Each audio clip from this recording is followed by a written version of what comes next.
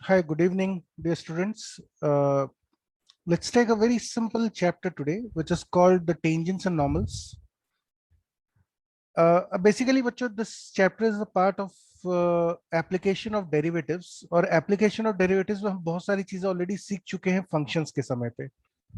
तो इसमें जितने भी चैप्टर्स आप पढ़ेंगे एप्लीकेशन ऑफ डेरिवेटिव्स में, अलग अलग चैप्टर्स जो आएंगे, उसमें आपको कोई ऐसा स्पेशल, मतलब ठीक है 60% of the things will be definitely different, लेकिन 40% कंटेंट ऐसा होगा जो आपको ऑलरेडी पता होगा. मतलब there would be nothing, no big surprises in the chapter. ऐसा नहीं कि एकदम से कोई नया चीज आ गई जो आपने पहले ना सुन रखी हो. सब चीजें आपको थोड़ा बहुत सुन रखी हैं, सब चीजों के बारे में पहले से आप थोड़ा बहुत जानते होंगे. तो इसलिए ये एप्लीकेशन वाला पार्ट जो है, that is going to be an easy part. तो आज हम एक एप्लीकेशन पढ़ने वाले हैं, एप्लीकेशन ऑफ डेरिवेटिव्स में, which is called tangents and normals. ठीक है. तो आपकी स्क्रीन पे एक फिगर बना हुआ है, X and Y axis. There is a curve y equal to F X and this curve is passing through a point p alpha comma beta. अब ऑफ कोर्स यदि ये point alpha comma beta curve के ऊपर है, तो coordinate of p will satisfy this particular equation of the curve, and therefore we have the first relation that beta must be equal to f of alpha. ये बच्चों पहली equation है जो हमेशा होल्ड करेगी. यदि पॉइंट अल्फा बीटा कर्व के ऊपर है तो उसकी इक्वेशन को सेटिस्फाई करेगा. ठीक है. अच्छा, नाउ सपोज पॉइंट पी पे आपने ये जो ब्लू लाइन बनाई है, this is the tangent to the curve at the point P. y equal to F X पे आपने p पॉइंट पे टेंजेंट बनाया है जो हमने ब्लू लाइन से शो करा हुआ है. And this tangent cuts x axis at a and y axis at b. इसी तरह से हमने एक नॉर्मल बनाया हुआ है. ये जो ऑरेंज लाइन है ये नॉर्मल है. नॉर्मल क्या होता है? नॉर्मल एक ऐसी लाइन होती है जो टेंजेंट से परपेंडिकुलर होती है और point P alpha comma beta से ही पास करती है. मतलब टेंजेंट का जो पॉइंट ऑफ कांटेक्ट होता है वही नॉर्मल का पॉइंट ऑफ कांटेक्ट होता है, लेकिन नॉर्मल टेंजेंट से परपेंडिकुलर होती है. So that means that this particular angle here would be 90 degrees. And ये जो नॉर्मल हमने बनाया ऑरेंज लाइन से, ये एक्स एक्सिस को कट करता है सी पे, वाई एक्सिस को कट करता है डी पे. हम मान लेते हैं कि ये जो एंगल है, the tangent is making an angle theta with x axis. ये हम अज्यूम कर रहे हैं. अच्छा, now from the point P V drop a perpendicular on x axis. Point P से आप एक्स एक्सिस पे एक परपेंडिकुलर ड्रॉप कर दीजिए. This is called PT. Now, the second important result from here is that the value of tan theta, the slope of the tangent, which is equal to tan theta, is equal to the value of dy by dx at the point P. ये दूसरा important result है आपके सामने जो आपको याद रखना है. ये हमको ऑलरेडी पता है कि किसी भी पॉइंट पे टेंजेंट की जो स्लोप होती है वो dy by dx के बराबर होती है उस पर्टिकुलर पॉइंट के ऊपर.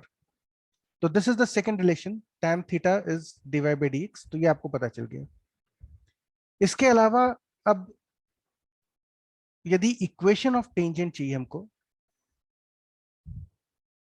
Equation of tangent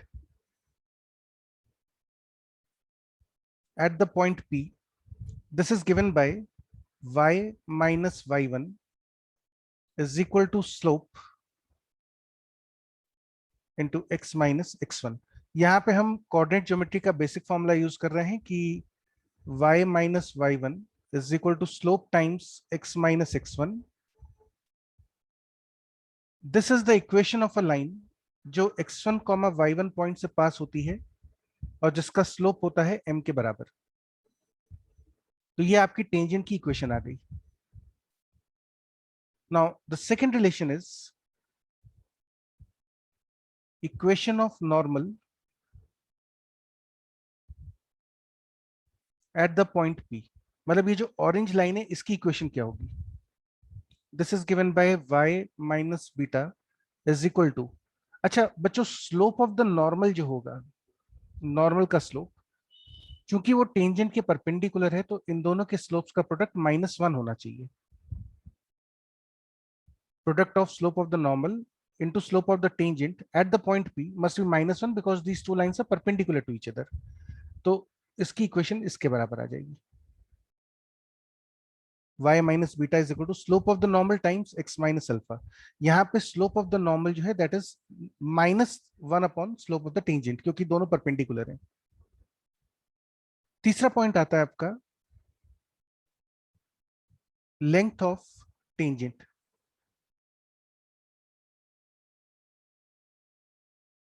at the point P। किसी भी पॉइंट पे कर्व के ऊपर जो टेंजेंट ड्रॉ करा उसकी लेंथ क्या होगी? Now the length of the tangent is defined as the distance between the point of contact यानी P से लेकर उस पॉइंट तक की दूरी जहां पे टेंजेंट एक्स एक्सिस को कट करता है। So this will be given by the distance AP। Length of the tangent at P is mod AP and this will be equal to, आप देख सकते हो बच्चों की ये जो लेंथ है PT, this length will be beta. PT जो लेंथ होगी ये बीटा के बराबर है और ये एंगल है थीटा के बराबर, तो AP लेंथ हो जाएगी mod of beta into cosec theta, where tan theta is divide by dx, है ना? ये ध्यान रखिएगा tan थीटा की वैल्यू डिवाइड बाई dx के बराबर है। मॉड हमने इसीलिए लगाया है क्योंकि हो सकता है पॉइंट P जो है वो थर्ड क्वाड्रेंट में या फोर्थ क्वाड्रेंट में हो तो बीटा की वैल्यू नेगेटिव होगी और लेंथ कभी नेगेटिव नहीं हो सकती, इसलिए हमने मॉड लगा दिया है। Then the fourth is length of the normal at point P।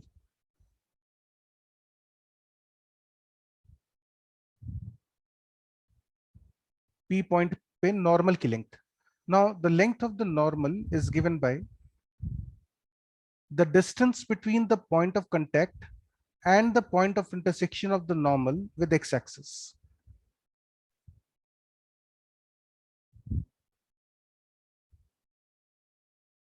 ठीक है, मतलब पीसी लेंथ जो होगी ये कहलाती है लेंथ ऑफ द नॉर्मल, और इसकी वैल्यू भी बच्चों आप देख सकते हो। Now if this angle is theta and this angle is 90 degrees, this should B 90 degree minus theta. ये जो एंगल होगा ये 90 माइनस थीटा होगा, and as a result mod PC will be equal to, the distance PC will be equal to modulus of beta sec theta। फिर E आता है आपका length of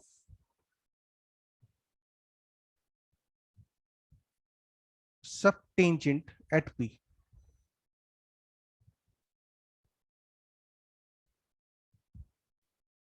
length of subtangent at P। Length of the subtangent is defined as the projection of tangent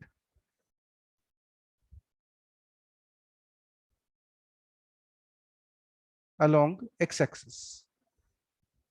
tangent का x axis पे जो projection होता है बच्चों उसको बोलते हैं length of the sub tangent.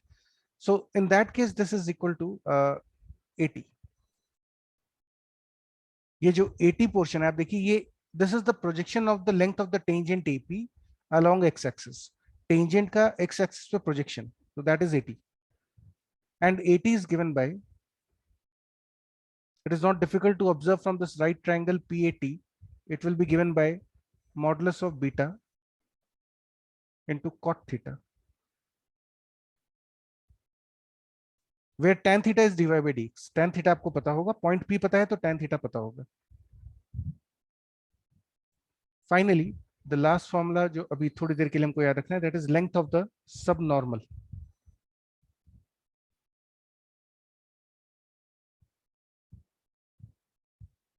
At P। Length of sub normal, ठीक है, ये बच्चों होता है projection of the normal. Normal था CP, तो PC का प्रोजेक्शन अलोंग x एक्सिस, तो that will be equal to CT। Projection of normal along x axis CT के बराबर आ जाएगा, और CT की लेंथ भी आप देख सकते हैं, this will be equal to modulus of beta into tan theta. ठीक है, तो ये बच्चों कुछ फॉर्मूलाज हैं जो आपको याद रखने हैं, खास तौर से length of the tangent, length of the normal, ये सब अच्छे से याद कर लीजिएगा, ठीक है। मैं इनको हाईलाइट भी कर देता हूँ, दीज आर इंपॉर्टेंट फॉर्मूलाज, और एक बार आप चाहें तो याद कर सर भी लीजिए। हाँ बेटा। सर ये कॉट थीटा ऐसे ही आएगा ना कि पहले उससे स्लोप निकाल लेंगे और उसको कन्वर्ट कर देंगे स्लोप निकाल देंगे मतलब? पॉइंट से। नहीं नहीं, ये तो सीधे बेटा, ये राइट ट्रायंगल देखो ना, ये वाला, look at this right triangle ATP, इस ट्रायंगल एटीपी को ध्यान से देखो। तो ट्रायंगल एटीपी में आपको दिख जाएगा कि the value of tan theta is beta upon 80। तो यहाँ से आपको 80 की वैल्यू पता चल जाएगी। ये सर ये tan थीटा निकालने के लिए ये टेंजेंट का स्लोप तो निकालना पड़ेगा ना पॉइंट से। टेंजेंट का स्लोप तो dy बाई dx से आ जाएगा आपका, ये तो यहाँ लिखा हुआ हाँ। है मैंने, the slope of the tangent is dy by dx। तो बच्चों एक तो ये फॉर्मूला याद रखिए, फिर एक ये याद रखिए लेंथ ऑफ द नॉर्मल, एक बार याद भी करते चलो साथ में ना, ये दोनों फॉर्मूलाज इंपॉर्टेंट है। फिर length of the sub tangent important है, और एक लेंथ ऑफ द सब नॉर्मल इंपॉर्टेंट है। इसके अलावा एक सबसे जरूरी चीज ये है कि ये जो चैप्टर है, इस पे एक स्टैंड अलोन क्वेश्चन तो आपको मिलेगा एप्लीकेशन और डेरिवेटिव्स के अंदर, और एक क्वेश्चन आपको और बनता है इसका कभी कभी डिफरेंशियल इक्वेशंस के साथ। तो this chapter can indirectly have two problems based on the concepts. और इसको याद रखने का मैं आपको एक सस्ता सा, मतलब there is a stupid way of learning this, इसको रट्टा लगाने का एक घटिया सा तरीका होता है। आप सिर्फ ये याद कर लीजिए कि लेंथ ऑफ द सब नॉर्मल, लेंथ ऑफ द सब नॉर्मल होती है बीटा tan थीटा, या beta into d y by d x, आप ये याद कर लो, जस्ट लर्न दिस फॉर्मूला। अब एक बार आपने लेंथ ऑफ द सब नॉर्मल याद कर ली, तो ध्यान रखिएगा ट्रिग्नोमेट्री में, ट्रिग्नोमेट्री में tan थीटा और sec थीटा को कंटेन करते हुए स्टैंडर्ड आइडेंटिटी होती है, sec square theta minus tan square theta equal to 1। तो वो जो फंडामेंटल आइडेंटिटी है वो यूज हो जाएगी to find the length of normal. Normal की लेंथ में यहाँ पे tan थीटा, वहां पे sec थीटा आ जाएगा, है ना। नॉर्मल की लेंथ में sec थीटा आ जाएगा, सब नॉर्मल की लेंथ जो लेंथ होती है उसमें tan थीटा, नॉर्मल की लेंथ में sec थीटा।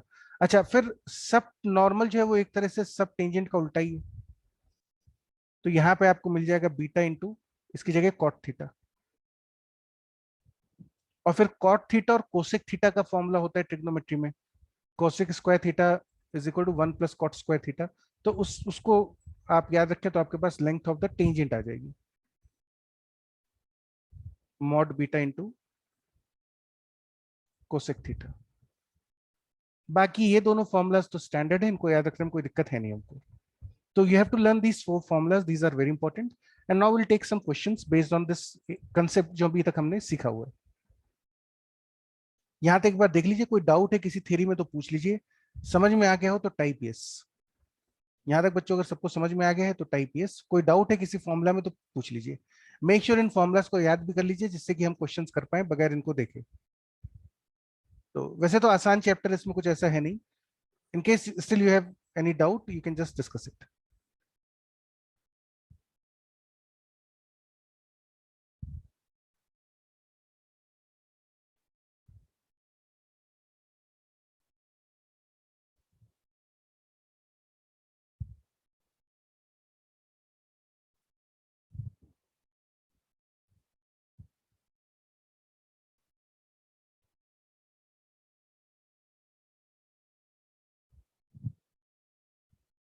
तो चलिए, I am still waiting for 1 और 2 रिस्पॉन्सेज, अभी सबके आए नहीं है।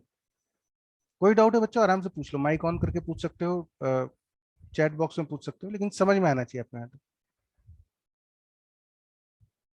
तो याद रखिएगा लेंथ ऑफ सब नॉर्मल होता है मॉड बीटा tan थीटा, फिर ये मॉड बीटा कॉट थीटा, फिर ऊपर वाले दोनों फॉर्मूला स्टैंडर्ड ट्रिग्नोमेट्रिक आइडेंटिटीज में जो कनेक्शन था उससे याद कर सकते हैं हम लोग, ठीक है। चलिए now start with the first problem. पहला क्वेश्चन देखते हैं। पहला क्वेश्चन बच्चों इसी फिगर के ऊपर बेस्ड है। P is an arbitrary point on the curve y equal to fx. The tangent and normal at P meet x and y axis at the points a b and c d respectively. तो actually यही figure बन रहा है पूरा पूरा. The quadrilateral OAPD is, ये जो quadrilateral बच्चों आपको दिख रहा है OAPD, ये क्वाड्रिलेटरल किस टाइप का होगा? And we have four options. OAPD ये किस टाइप का क्वाड्रिलेटरल है? पहला ऑप्शन है parallelogram, second option is rectangle, third option is square, fourth option is cyclic quadrilateral. एक बार सोच के देखिए जल्दी से क्या आंसर होना चाहिए. क्वाड्रिलेटरल OAPD स्क्वायर है, रेक्टेंगल है, पैरेललोग्राम होगा या साइक्लिक क्वाड्रिलेटरल होगा? Think about this carefully. OAPD, which type of quadrilateral is it? Is it a square, is it a rectangle, a parallelogram or a cyclic quadrilateral? So very good. The correct answer is it is a cyclic quadrilateral. Why this is a cyclic quadrilateral? क्योंकि opposite angles का सम जो है वो 180 degree होता है cyclic quadrilateral में. आप देख सकते हैं दिस एंगल इज 90 डिग्रीज, ये एंगल 90 डिग्रीज है और ये एंगल भी 90 डिग्रीज. एक्स और वाई एक्सिस परपेंडिकुलर होते हैं. तो in the quadrilateral OAPD angle DPA, मैं लिख देता हूं, angle DPA is equal to angle AOD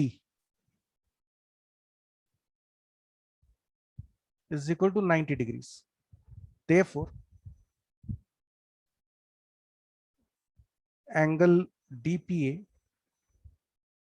plus angle AOD, इसकी वैल्यू बच्चों 180 डिग्रीज आती है. और कभी भी क्वाड्रिलेटरल में यदि ऑपोजिट एंगल्स का सम 180 डिग्री होता हो तो quadrilateral has to be a cyclic quadrilateral. So this is a cyclic quadrilateral. चलिए let's look at the second part. Second part कह रहा है क्वाड्रिलेटरल CBOP. CBOP, CBOP ये किस टाइप का बच्चों क्वाड्रिलेटरल होगा? CBOP, what type of quadrilateral is it? मैं थोड़ा सा फिगर आप चाहें तो बना के देख लीजिए. यहाँ पे CBOP ये किस टाइप का क्वाड्रिलेटरल होगा?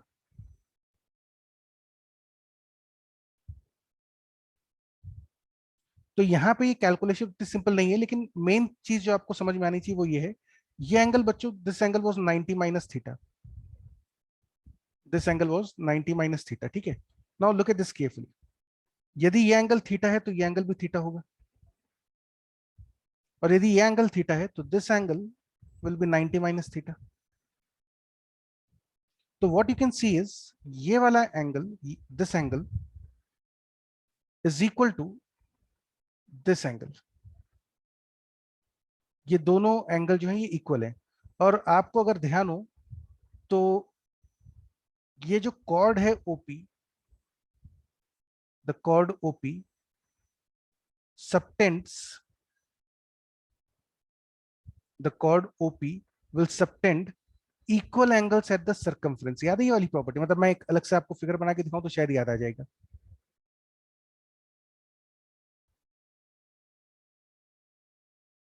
Let me just draw a figure. जैसे अगर आपके पास मान लीजिए ये सर्कल है और आपके पास एक इस तरह से क्वाड्रिलेटरल है जिसमें कि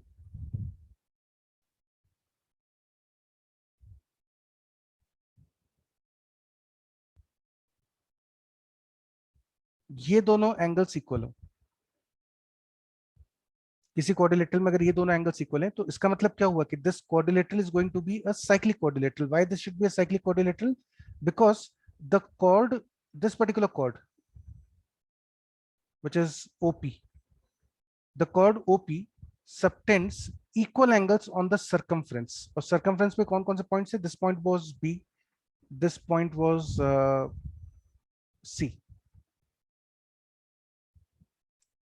सर ये जो कॉर्ड है OP ये circumference पे सेम एंगल सबटेंड कर रहा है, and the same angle is 90 degree minus theta. So therefore the quadrilateral is again going to be a cyclic quadrilateral. So answer for the second part is option D. Why? Because the chord OP subtends equal angle on the circumference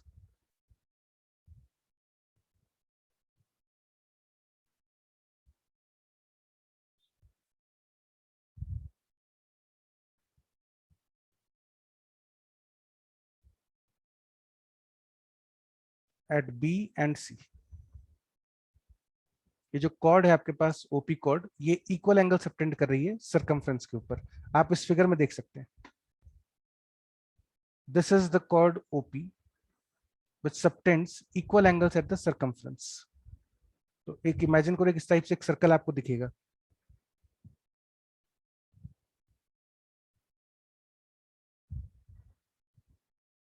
ठीक है, तो answer for the second part is also a cyclic quadrilateral. ठीक है, चलिए let's move to the second problem. The question is, show that the length of the subnormal at any point to the parabola y square equal to 4x is constant. Question है कि बच्चों parabola में y square equal to 4x में किसी भी point पे आप subnormal बना लीजिए, उसकी लेंथ हमेशा कांस्टेंट आएगी। मतलब it will be the independent of the choice of the coordinate. तो हम एक काम करते हैं, वी अज्यूम 80 स्क्वायर कॉमा 280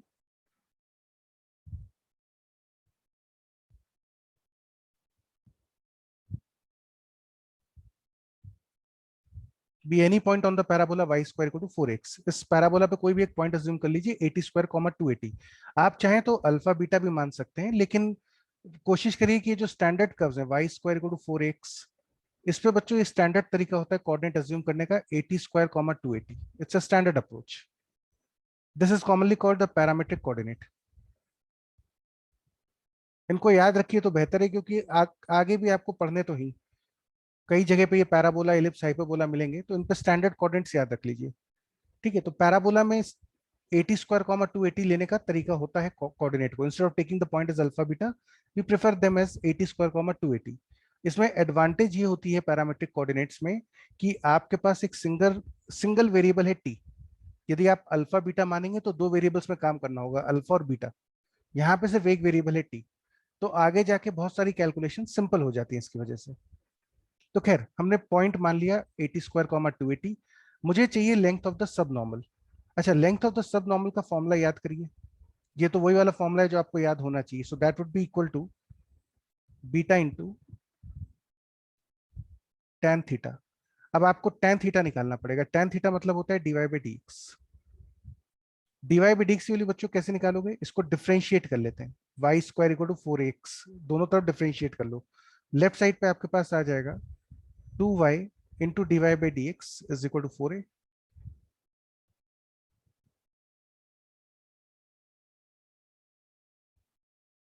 यहां से डीवाई बाई डी एक्स की वैल्यू आती है, y की वैल्यू रख दीजिए 280। जिस पॉइंट पे कैलकुलेशन कर रहे हैं उस पॉइंट का कोऑर्डिनेट रखने के बाद स्लोप आता है।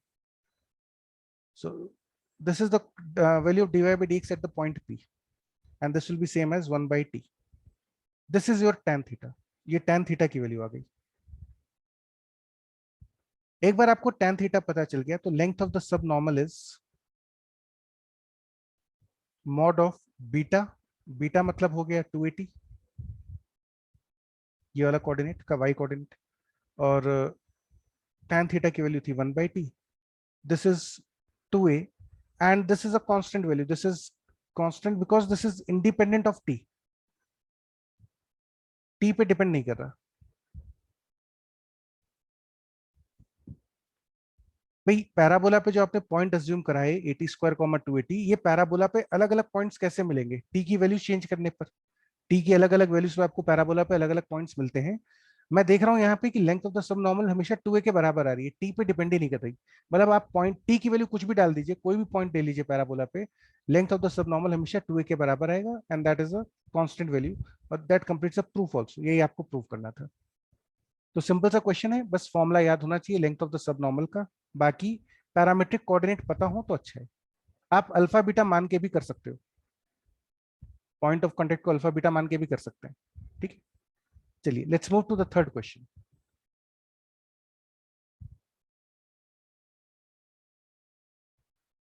Find the equation of the tangent to the curve whose parametric equation is x is equal to e to the power 2t plus 2 into e to the power minus t and y is e to the power 2t plus e to the power t at t equal to ln 2. तो बच्चों आपको equation of tangent बतानी है. Tangent की equation निकालने के लिए हमें दिया हुआ है कि x is e to the power 2t plus 2 times e to the power minus t. ठीक है, और y की वैल्यू आपको दे रखी है e to the power 2t plus e to the power t. Tangent की इक्वेशन के लिए हमें स्लोप चाहिए होगा और पॉइंट ऑफ कांटेक्ट चाहिए होगा, किस पॉइंट पे टेंजेंट ड्रॉ करना और उसका स्लोप क्या है. स्लोप के लिए बच्चों को निकालना पड़ेगा dy by dx, और dy by dx की वैल्यू होती है पैरामीट्रिक फंक्शन के केस में dy by dt upon dx by dt. dy by dt मतलब इसका डिफरेंशिएशन,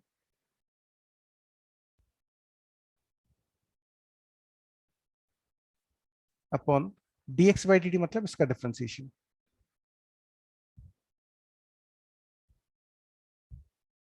ठीक है, लेकिन आपको किस पॉइंट पे कैलकुलेट करना है, t इक्वल टू ln2 पर. At t equal to ln2 the value of dy by dx becomes, यहां पे बच्चों t की जगह ln2 डाल दीजिए, 2 times e to the power 2 ln2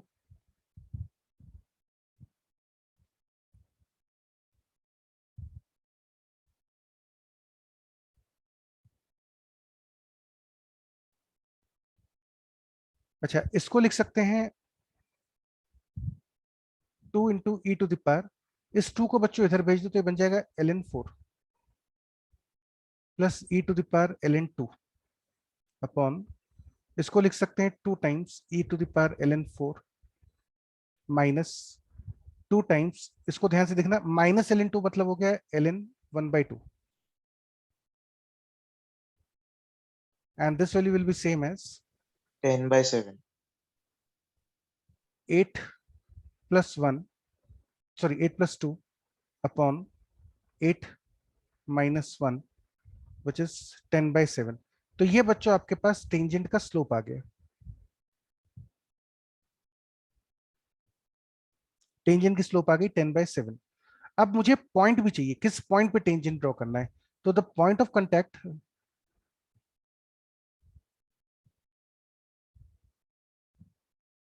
x की वैल्यू आएगी, यहां पे आप t की जगह रख दीजिए ln2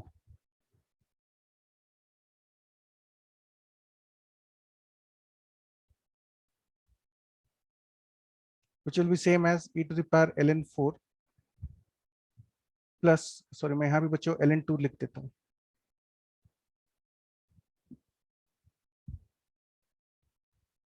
plus 2 times e to the power ln1/2 which is same as 4 plus 2 into 1/2 यानी कि 5.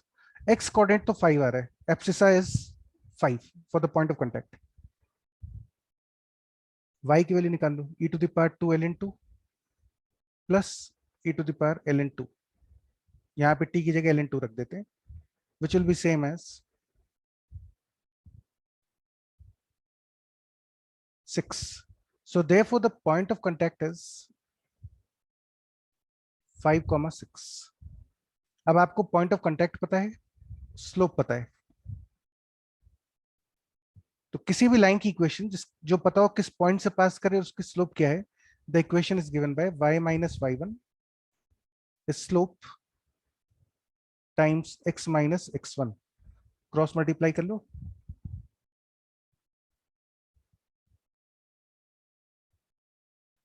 थोड़ा सा सिंप्लीफाई रीअरेंज कर लेते हैं तो you get 10x minus 7y is equal to 8. This is the equation of the tangent to this curve at the point at this parametric coordinate at t equal to ln2. I assume समझ में आ रहा होगा, बहुत ही simple concept है, बस आपको simple differentiation आने चाहिए. इस तरह के क्वेश्चंस में जनरली फंक्शन भी बहुत सिंपल होते हैं, आपको डिफरेंशिएशन में भी बहुत ज्यादा मेहनत नहीं करनी पड़ती. चलिए अगला क्वेश्चन देखते हैं. Find the equation of the tangent to the curve y equal to b e to the power minus x upon a at the point where the curve crosses y axis। तो ये बच्चों को एक curve दिया, मुझे नहीं पता ये कैसा भी कर्व हो, इसका एक रफ फिगर में ड्रॉ करके देखते हैं। मैं ऐसे ही बस अपने आप को गाइड करने के लिए एक फिगर ड्रॉ कर रहा हूँ, ये एग्जैक्ट कर्व नहीं है, ठीक है। तो हमने एक ऐसे एक कर्व बना लिया कुछ इस तरह से। अब ये कर्व जो है रास्ते में वाई एक्सिस को एक पॉइंट पी पे कट करता है। जिस पॉइंट पे कट करता है पी पॉइंट पे, उस पॉइंट पे you have to find the equation of tangent to this curve. जिस पॉइंट पे ये कर्व वाई एक्सिस को क्रॉस करा, पी पॉइंट पे क्रॉस करेगा, तो आपको पी पॉइंट पे टेंजेंट की इक्वेशन लिखनी है। ठीक है, चलिए शुरू करते हैं। सबसे पहले पता करते हैं पॉइंट पी होगा क्या। तो देखिए एट द पॉइंट पी, क्योंकि ये पॉइंट वाई एक्सिस के ऊपर है, एक्स कोऑर्डिनेट 0 होना चाहिए, विच इंप्लाइज इस कर्व में एक्स को 0 डाल दो,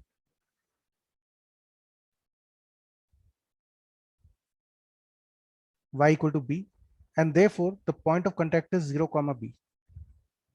ये जो पॉइंट है हमको पता चल गया कि भाई ये 0, b के बराबर है। अब इस पॉइंट पर इस कर्व पे टेंजेंट ड्रॉ करना है।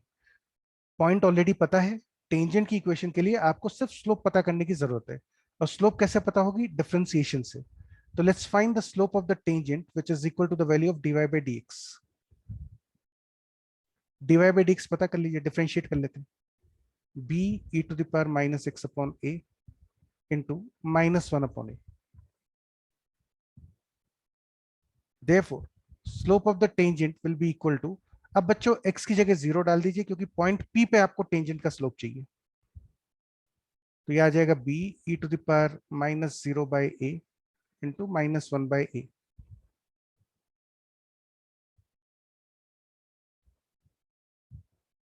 तो P पॉइंट पर टेंजेंट की स्लोप आती है माइनस बी अपॉन ए के बराबर। पॉइंट पता है, स्लोप पता है, तो इक्वेशन आ जाएगी, है ना। This is the first information, this is the second information. तो दोनों इंफॉर्मेशन से आप स्लोप इक्वेशन निकाल सकते हैं। टेंजेंट की इक्वेशन आ गई, y minus y1 is equal to slope into x minus x1। थोड़ा सिंप्लीफाई कर लेते हैं। तो देखिए y अपॉन b, मैं बच्चों दोनों तरफ b से डिवाइड कर रहा हूं, -1 is equal to minus x upon a. थोड़ा सा रीअरेंज कर लेते हैं, x upon a plus y upon b equals to 1, and that is the answer. वैसे आप चाहें तो यहां भी छोड़ सकते हैं, लेकिन वो डिपेंड करेगा ऑप्शन किस तरह से दिया हुआ है। ये पुराना जेई मेंस का ही क्वेश्चन है, तो इसलिए मैंने आपको इस फॉर्म में लिखवाया है, ऑप्शन इसी फॉर्म में गिवन थे। अगेन देख लीजिए, बहुत सिंपल क्वेश्चन है। आपने बस ये पता कर लिया कि कर्व वाई एक्सिस को कहां पे कट करता है। जनरली कोई भी कर्व वाई एक्सिस को कब कट करेगा? जब उसमें एक्स की वैल्यू 0 होगी, और एक्स एक्सिस को तब कट करता है जब वाई की वैल्यू 0 हो। Question number 5, y equal to fx is a parabola whose axis is parallel to y axis। अगर बच्चों पैराबोला की एक्सिस y एक्सिस के पैरेलल है, तो आप समझ सकते हैं ये एक वर्टिकल पैराबोला होगा।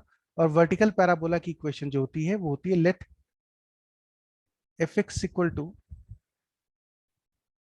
X square plus b x plus c, है ना। ये चीज ध्यान रखिएगा, यदि पैराबोला वर्टिकल हो, एक्सिस ऑफ सिमेट्री यदि y एक्सिस के पैरेलल है, तो उस केस में पैराबोला की इक्वेशन आप अज्यूम कर सकते हैं x square plus b x plus c. यदि axis of symmetry x axis के पैरेलल हो जाए, पैराबोला हॉरिजॉन्टल हो जाता है, तो फिर बच्चों इक्वेशन आपको अज्यूम करनी पड़ती है x is equal to a y square plus b y plus c. हालांकि ये पैराबोला में हम डिटेल में पढ़ेंगे बाद में, लेकिन एक ये बेसिक आइडिया आपको होना चाहिए। जनरली क्वाड्रेटिक्स वगैरह जो आप पढ़ते हैं वो वर्टिकल पैराबोलाज होते हैं, और क्वाड्रेटिक की इक्वेशन जो होती है वो इसी टाइप की होती है, x square plus b x plus c. In case of quadratic, the line of symmetry is parallel to y-axis। तो हमने पैराबोला की इक्वेशन ही अज्यूम कर ली, ठीक है। अब बहुत ध्यान से देखिएगा, ये क्वेश्चन अच्छा क्वेश्चन इस सेंस में है कि इसमें बहुत सारी इंफॉर्मेशन छुपा के दे रखी है। चलिए पता करते कौन कौन सी इंफॉर्मेशन छुपा के दी है। देखो सर आपको बच्चे, पैराबोला का हाँ, एक्सिस का मतलब क्या होता है? एक्सिस मतलब होता है बेटा ऐसी लाइन जिसके अबाउट ये सिमेट्रिक होता है। मिरर इमेज बनती है ना जिस लाइन के अबाउट। हाँ ओके सर। इसको बोलते हैं axis of symmetry.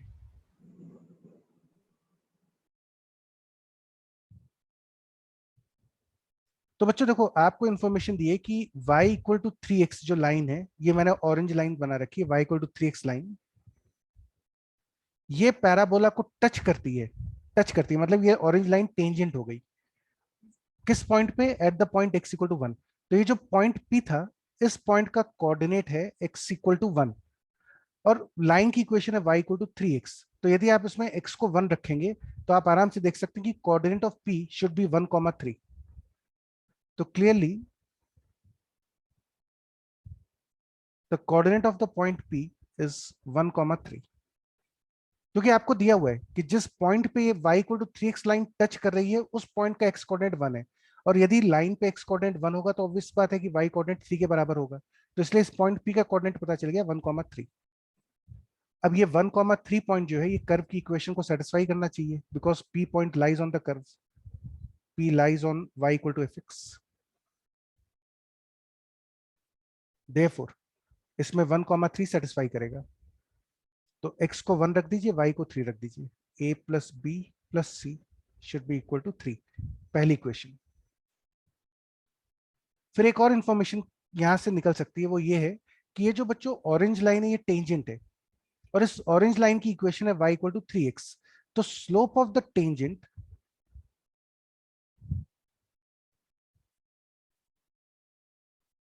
Eight the point P is 3। ये जो लाइन है ये तो टेंजेंट है, और इस लाइन का स्लोप कितना है? 3 के बराबर। तो इसका मतलब पॉइंट P पे टेंजेंट की स्लोप 3 के बराबर है। और टेंजेंट की जो स्लोप होती है बच्चों, वो होती है f डैश x। तो इसका मतलब f डैश 1 की वैल्यू 3 के बराबर है, क्योंकि आप x इक्वल टू 1 पर टेंजेंट का स्लोप निकाल रहे हैं। नाउ दिस मींस, इसको डिफरेंशिएट कर लेते हैं, x को 1 डाल देते हैं, तो ये वैल्यू 3 के बराबर आनी चाहिए। And this gives you 2a plus b is equal to 3, equation number 2। अब हम एक काम करते हैं, फर्स्ट इक्वेशन में से सेकेंड इक्वेशन सब्ट्रैक्ट कर देते हैं। पहली इक्वेशन में से दूसरी सब्ट्रैक्ट कर दीजिए, तो आपके पास आ जाएगा c minus a is equal to 0, which implies c is equal to a। ठीक है, तीसरा relation. Therefore the equation of the curve fx becomes ax square plus, अच्छा अब बच्चों b की जगह हम लिख रहे हैं 3 minus 2a instead of b। Using the second equation आप b की जगह लिख दीजिए 3 माइनस 2a। तो यहां पे हम b को रिप्लेस कर रहे हैं 3 माइनस 2a से। c की जगह वापस से a लिख देते हैं। इससे फायदा ये हुआ कि ये पूरा कर्व एक सिंगल वेरिएबल a के टर्म्स में कन्वर्ट हो गया। आपसे पूछा गया है find the value of f double dash 1 plus f dash 0। तो उसके लिए मुझे एक तो f डबल डैश x निकालना पड़ेगा। Now f double dash x will be, आपका ये f डैश x था, this was f dash x। इसका एक और differentiation, that will be 2a। So therefore f double dash 1 will be equal to 2a। फिर f dash 0 हमको calculate करना है। f डैश 0 बच्चों कितना आ जाएगा? f डैश 0 मतलब यहां पे आपको x की जगह 0 रखना है, b के बराबर। Therefore f double dash 1 plus f dash 0 is equal to 2a plus b। और 2a प्लस b की वैल्यू हमको पता है by second equation, this is equal to 3 by equation number 2। तो your answer for this question becomes 3। Simple question था ये भी। बस ये चीज थी कि पैराबोला, आपको वर्टिकल पैराबोला का मतलब पता होना चाहिए कि एक ऐसा पैराबोला जिसकी एक्सिस वाई एक्सिस के अलोंग हो, उसकी इक्वेशन इस फॉर्म में अज्यूम करते हैं। बाकी तो फिर उसने और एक ये इन्फॉर्मेशन छुपा के दी थी कि ये जो लाइन है ये एक्चुअली टेंजेंट है। तो 1,3 पॉइंट छुपा के दिया हुआ था आपको, और टेंजेंट की स्लोप 3 के बराबर होगी, ये इन्फॉर्मेशन भी इनडायरेक्टली दी हुई है। Otherwise the question is easy. चलिए अगला क्वेश्चन देखते हैं। let y equal to fx and y equal to gx be two curves such that the tangents to them at the points with equal abscissa intersect at x-axis. तो बच्चों ये हमको दो curve दिख रहे हैं, एक तो ये दिख रहा है आपको y equal to F x और एक ये नीचे दिख रहा है y equal to g x. इन दोनों कर्व्स में हम दो पॉइंट्स उठाते हैं a एंड b।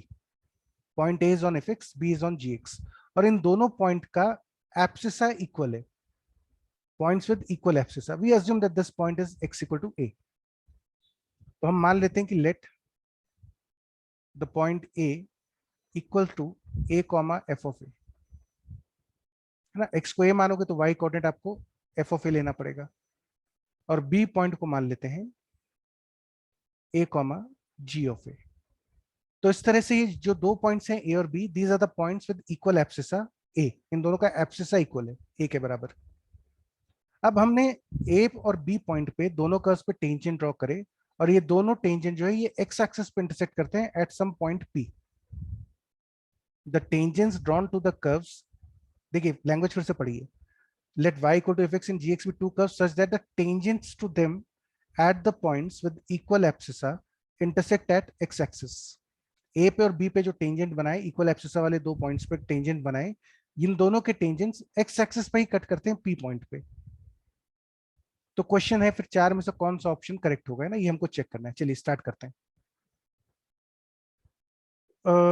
पहले कर्व fx से शुरू करते हैं। यहां पे बच्चों टेंजेंट की इक्वेशन होगी y minus y one is equal to slope. इस कर्व पे टेंजेंट का स्लोप होगा एफ डैश एक्स, और पॉइंट ए पे टेंजेंट का स्लोप होगा f dash a into x minus x one. ध्यान से देखिएगा, है ना, यहाँ पे slope of the tangent will be f dash x, और हमें x equal to a point पे ड्रॉ करना है टेंजेंट, तो एफ डैश ए हो जाएगा। अब ये जो बच्चों टेंजेंट है ये एक्स एक्सिस को कट करता है पी पॉइंट पे, so therefore the coordinate of P becomes, चूंकि पी पॉइंट एक्स एक्सिस पर है तो वाई कोऑर्डिनेट जीरो होना चाहिए, this y value should be zero, ये वैल्यू जीरो होनी चाहिए, इसको जीरो डाल दीजिए, तो आपके पास एक्स कोऑर्डिनेट आ जाएगा a minus f a upon f dash comma zero. ठीक है, अच्छा इसी तरह से सिमिलरली अब हम y equal to g x के लिए टेंजेंट की इक्वेशन लिखते हैं पॉइंट b पर, y minus g of a is equal to g dash a times x minus a. Therefore the coordinate of p, जहां पे ये tangent at b x axis को कट करेगा, उसके लिए फिर से आप y की वैल्यू जीरो डाल दीजिए, तो x की वैल्यू आ जाएगी a minus g of a upon g dash a comma zero. आपको दिया हुआ है कि ये दोनों टेंजेंट्स पॉइंट पी पे इंटरसेक्ट कर रहे हैं, तो ऑफ कोर्स ये दोनों के एक्स कोऑर्डिनेट्स इक्वल होने चाहिए। a minus f of a upon f dash a, इसकी वैल्यू, और a minus g of a upon g dash a, इसकी वैल्यू, दोनों की वैल्यू सेम आनी चाहिए, which implies f of a upon f dash a is equal to g of a upon g dash a. और अब बच्चों थोड़ा सा ध्यान से देखो, look at this very carefully. F of a मतलब हुआ इस पॉइंट ए का वाई कोऑर्डिनेट, है ना, मतलब you can treat this as let's say beta one. F of a मतलब हो गया बीटा वन, और जी ऑफ ए मतलब हो गया beta two. F dash a मतलब हुआ, एफ डैश ए होता है tan थीटा वन, तो this upon tan theta one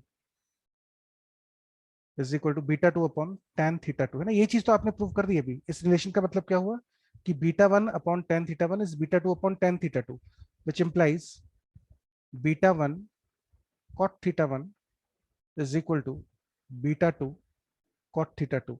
And what is the length beta into cot theta? This is length of sub tangent. सब normal में तो beta tan theta आता है, ये लेंथ ऑफ सब टेंजेंट है। इसका मतलब आप देख सकते हो कि दोनों कर्व्स में लेंथ ऑफ सब टेंजेंट इक्वल है। पहले वाले कर्व में सब टेंजेंट क्या होगा एफ एक्स के लिए, it will be f of a into cot theta. gx के लिए क्या होगा, g of a into cot theta, दोनों की वैल्यू बराबर आ रही है। So this implies option number c will be correct, length of the sub tangents are equal. आराम से चेक कर लो, यहां तक बच्चों सब कुछ समझ में आ गया है तो टाइप यस। कोई डाउट है किसी को तो पूछ लीजिए। एग्जाम्पल नंबर 6 तक कोई भी डाउट है तो पूछ लीजिए। Look at this question carefully. यहां तक अगर समझ में आ रहा है? हाँ बेटा। सर एक बार सेकंड स्टेप वापस बताना। सेकंड वाला बेटा कौन सा? सर यहाँ यहाँ पर हमने y को 0 डालना। अच्छा, इसको बता दूं चलो। बेसिकली मैंने क्या करा, इस इक्वेशन में y को 0 डाल दो तो क्या आ जाएगा, 0 minus f of a is equal to f dash a into x minus a. ठीक है, ये हो जाएगा minus f of a is equal to, इसको एफ डैश ए से डिवाइड कर देते हैं,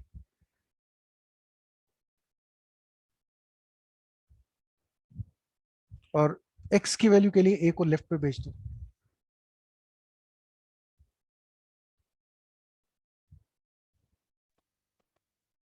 ये चीज हमने यहाँ पे कैलकुलेट करी थी। अब बाई सिमेट्री f की जगह g कर दोगे तो फिर ये gx के लिए आ जाएगी इस चीज। आगे समझ में? हाँ सर। और बच्चों देख लो, किसी को कोई डाउट है तो पूछ लो यहाँ तक।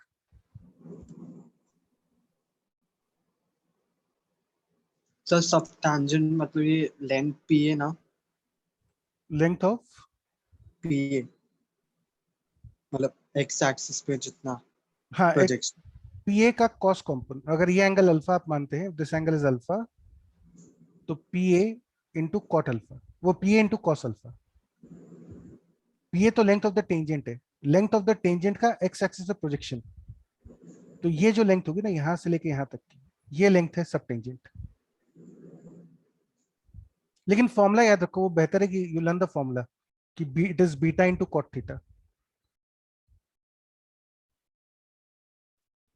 क्योंकि वो हर बार ड्रॉ करना फिगर टफ होता है, नहीं तो आप बाकी चीजों पे फोकस नहीं कर पाएंगे, you will be more worried about the drying of the curve. Yes.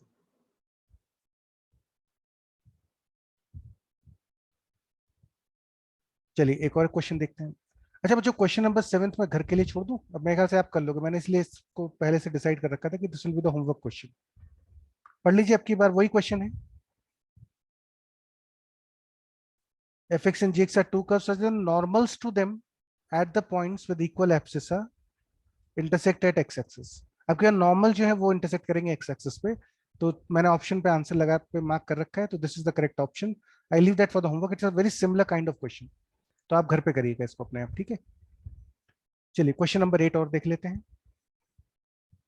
For the curve y is equal to a into e to the power x upon b, prove that the length of the subtangent is constant। इस curve के लिए बच्चों आपको prove करना है length of सबटेंजेंट constant होगी। ठीक है, तो एक काम करते हैं, लेट द पॉइंट बी, जिस पॉइंट पर सबटेंजेंट बनाएंगे उस पॉइंट को कुछ मान लेते हैं, एक्स की जगह अल्फा डाल दो, यहाँ पे आ जाएगा a e to the power alpha upon b, this will be the y coordinate. ठीक है, पॉइंट पी हमने ये अज्यूम कर लिया। अब dy बाई डी एक्स कितना होगा, दोनों तरफ डिफरेंशिएट करते हैं, तो a upon b e to the power x upon b। So therefore, the value of dy by dx becomes a upon b e to the power alpha upon b at x equal to या at the point p। तो dy by dx की value बच्चों इसके बराबर आ रही है, therefore tan theta की वैल्यू आ गई आपके पास a by b e to the power alpha upon b। ये tan थीटा आ गया। आपको चाहिए length of the sub tangent, length of the sub tangent होती है modulus of beta into cot theta, which is same as beta की value कितनी है, a e to the power alpha upon b, और कॉट थीटा कितना होगा, इसका reciprocal a by b e to the power alpha upon b। ये दोनों cancel, a से a भी कैंसिल, आपके पास बचेगा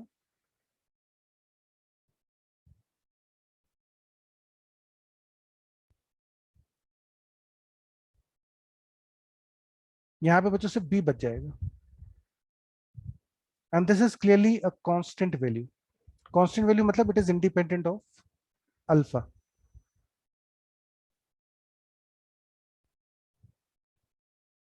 it is independent of alpha. Alpha पे डिपेंड नहीं करता क्योंकि अल्फा की वैल्यू चेंज करने से आपको कर्व पे अलग अलग पॉइंट्स मिलेंगे।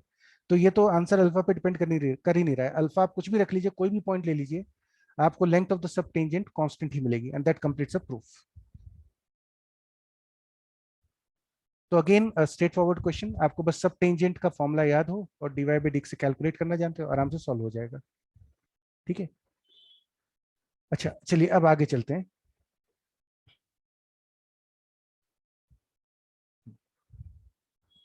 अब बच्चों एक इंपॉर्टेंट कंसेप्ट आता है which is called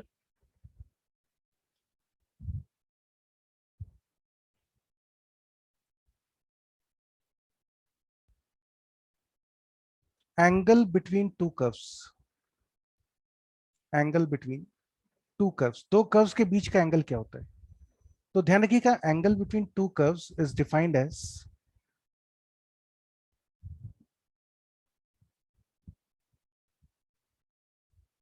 the angle between the tangents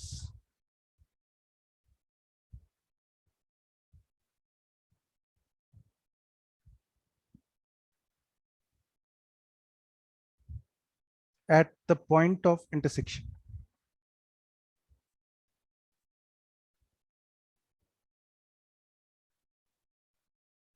ठीक है, इसका मतलब क्या हुआ? जैसे मान लीजिए आपके पास एक कर्व इस तरह से, this is a curve, let's say y equal to f1x, and then there is another curve y is equal to f2x। और मैं आपसे बोलूं कि इन दोनों कर्व्स के बीच में एंगल बताओ, तो दो लाइंस के बीच के एंगल की तो बात समझ में आती है, दो कर्व्स में एंगल का क्या मतलब होता है? तो इसका मतलब ये होता है कि आप इन दोनों कर्व्स का जो इंटरसेक्शन पॉइंट है, मान लेते हैं इस पॉइंट को P, तो P पॉइंट पर बच्चों दोनों कर्व्स पे टेंजेंट बना दीजिए। At the point of intersection draw the tangent to the two curves. अब देखिए, एक कर्व पे जो टेंजेंट बनेगा वो ऐसा बनेगा, ठीक है, और दूसरे कर्व पे जो टेंजेंट बनता है पॉइंट P पे, वो कुछ इस तरह से बनता है। हम बोलते हैं कि दोनों कर्व्स के बीच का एंगल पॉइंट P पे वही है जो कि इनके टेंजेंट्स के बीच का एंगल है। So if this angle is alpha, तो हम बोलते हैं कि alpha is angle between the two curves.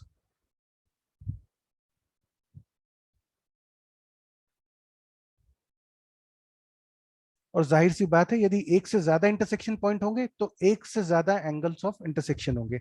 Her point of intersection पे अलग अलग एंगल होते हैं। तो alpha is called the angle between the two curves. अच्छा, अब सवाल उठता है कि भाई अल्फा कैलकुलेट कैसे होगा? तो अल्फा आप आराम से कैलकुलेट कर सकते हो। देखो कैसे कैलकुलेट कर सकते हैं। m1 is slope of tangent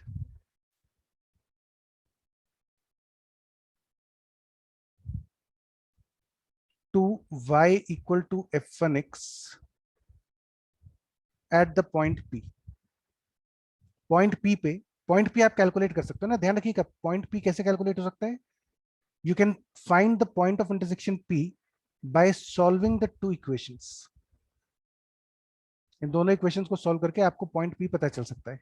ठीक है, तो आप क्या करिए, पहले पॉइंट ऑफ इंटरसेक्शन पता कर लीजिए और फिर स्लोप ऑफ टेंजेंट निकाल लीजिए F1 कर्व पे पॉइंट P के ऊपर, which will be equal to the value of dy by dx to the curve f1x at P।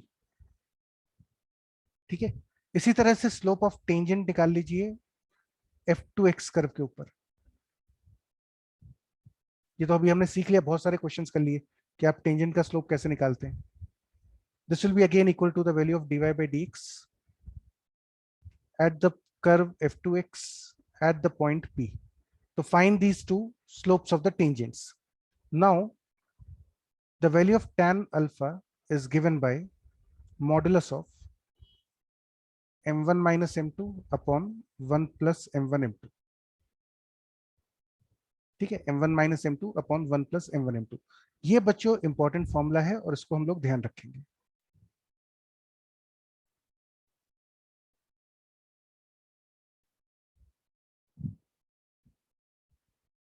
ठीक है, learn this as a formula. आपको जब भी दो कर्व्स के बीच में एंगल चाहिए तो क्या करेंगे, पॉइंट ऑफ इंटरसेक्शन पे दोनों कर्व्स पे टेंजेंट के स्लोप्स निकाल लीजिएगा m1 और m2 जो कि डिफरेंशिएशन से आ जाएंगे, and use this formula to find the angle between the two curves. अच्छा, अब इसमें एक चीज और ध्यान रखिएगा.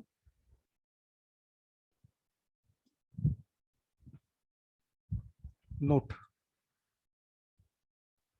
पहला point, the first point is if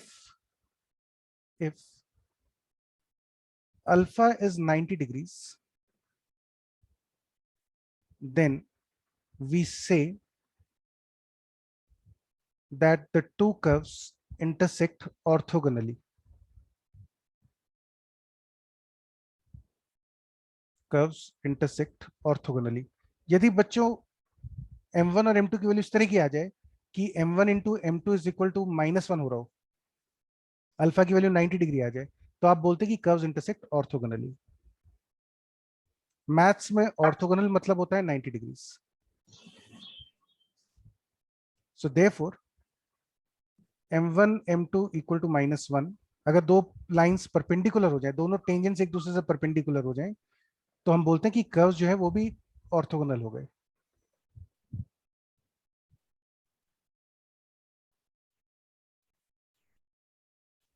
तो एक तो ये चीज ध्यान रखिएगा.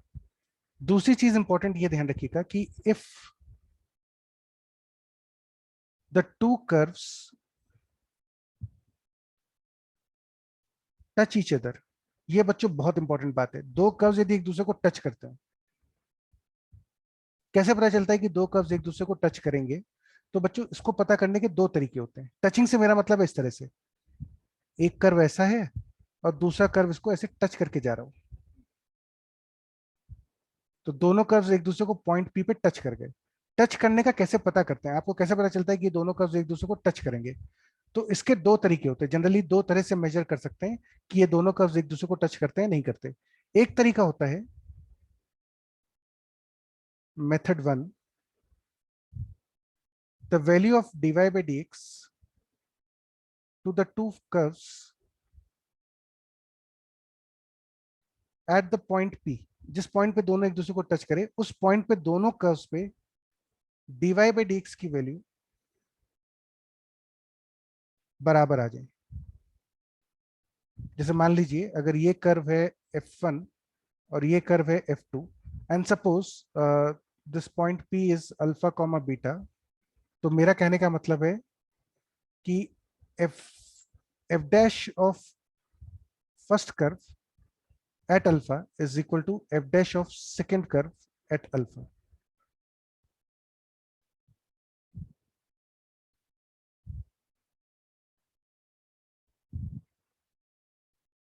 पर अब angle between the two curve zero हो जाए. आप देखिए, सोच के देखो, यहाँ पे यदि हम टेंजेंट ड्रॉ करके देखते हैं, if I draw the tangent to these two curves, तो आप देखेंगे कि दोनों कर्व्स पे टेंजेंट लाइन सेम बनेगी, सेम लाइन ही टेंजेंट है. तो यहाँ पे क्लियरली m1 और m2 की वैल्यू बराबर होगी. आपने पहले कर्व पे टेंजेंट का स्लोप निकाला, दूसरे कर्व पे भी टेंजेंट यही बनेगा. अगर दोनों कर्व टच कर रहे हैं तो m1 और m2 बराबर होंगे. तो ये लॉजिक है इसका.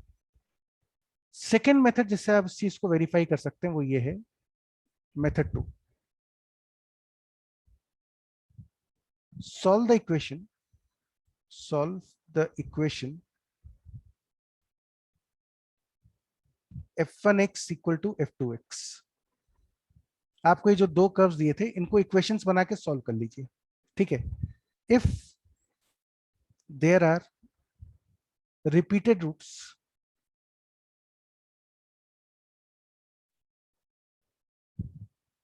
of even multiplicity,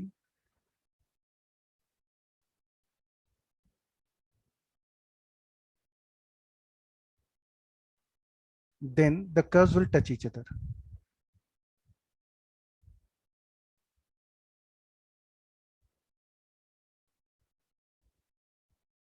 जैसे फॉर एग्जाम्पल अगर आप एक कर्व लें y equal to let's say x square plus 4 और एक कर्व आप लेते हैं y इक्वल टू लेट्स से 4x और आप देखना चाहते हैं कि ये दोनों कर्व्स एक दूसरे को टच करेंगे या कट करेंगे या मीट नहीं करेंगे, तो what you should do is आप इनको इक्वेशन बना के सॉल्व कर लीजिए। इक्वेशन बना के सॉल्व कर लीजिए। जब आप इस इक्वेशन को सॉल्व करेंगे तो आपको मिलेगा x minus 2 whole square equal to 0। इसका मतलब इस इक्वेशन के दो रूट्स आएंगे 2 और दूसरा रूट भी 2 आएगा। आपके पास दो रूट्स आए, मल्टीप्लिसिटी कितनी इनकी रूट्स की 2, 2 बार आ रहा है मतलब इनकी मल्टीप्लिसिटी 2 हो गई। 3 बार आते तो मल्टीप्लिसिटी 3 होती, 4 बार आते मल्टीप्लिसिटी 4 होती। यहाँ पे मल्टीप्लिसिटी 2 है।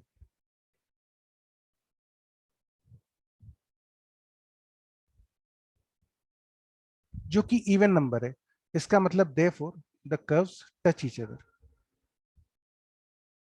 तो कभी भी अगर आपको चेक करना हो कि दो कर्व्स एक दूसरे को टच करते हैं नहीं, तो दो मेथड होते हैं। पहला मेथड डिफरेंशिएशन वाला है कि पॉइंट ऑफ कांटेक्ट के ऊपर दोनों कर्व्स में dy बाई dx की वैल्यू सेम आ रही होगी, m1 और m2 बराबर आ जाएंगे। दूसरा तरीका विदाउट कैलकुलस है कि आप दोनों की इक्वेशन सॉल्व कर लीजिए और सॉल्व करने के बाद जो इक्वेशन बन रही है उसमें रूट्स इक्वल हो और even number of times equal हो। ठीक है, तो हम बोलते हैं कि दोनों कर्व्स एक दूसरे को टच करते हैं। इनफैक्ट यदि आप इन दोनों को ड्रॉ करके देखेंगे तो y equal to x square plus 4 कुछ इस टाइप से कर्व बना होगा और y इक्वल टू 4x जो होता है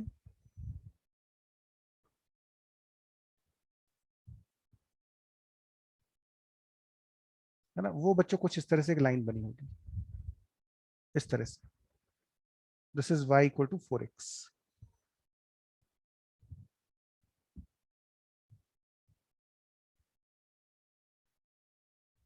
और ये कर्व है y equal to x square plus 4। तो दो तरीके हो गए पता करने की कि दोनों कर्व्स एक दूसरे को टच कब करते हैं। दोनों कर्व्स ऑर्थोगोनली कब कट करते हैं, जब m1 m2 की वैल्यू -1 के बराबर होती है। ठीक है सर केवल हाँ, एक वैल्यू कॉमन आने में भी क्या दिक्कत है? नहीं मल्टीप्लिसिटी इवन आनी चाहिए। जैसे मान लीजिए अगर हम ये कर्व लें, मैं एक और एग्जांपल दिखा देता हूं आपको। फॉर एग्जांपल सपोज अगर हम एक कर्व लें y equal to x cube और एक कर्व लेते हैं हम y equal to 0, x cube और 0 ये दो लेते हैं, तो आप देखोगे कि जब आप इन दोनों कर्व्स को सॉल्व करेंगे एक्स क्यूब इक्वल टू 0 तो आपको रूट्स इक्वल मिलेंगे, 0 0 0 यही तीन रूट्स आएंगे।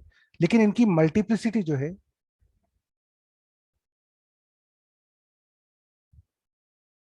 वो ऑड आ रही है, 3 बार रिपीट हो रहा है। तो 0 0 0 कितनी बार आ रहा है, 3 बार आ रहा है। Multiplicity is equal to odd which is actually equal to 3. So therefore these two curves are not touching each other, they are intersecting each other.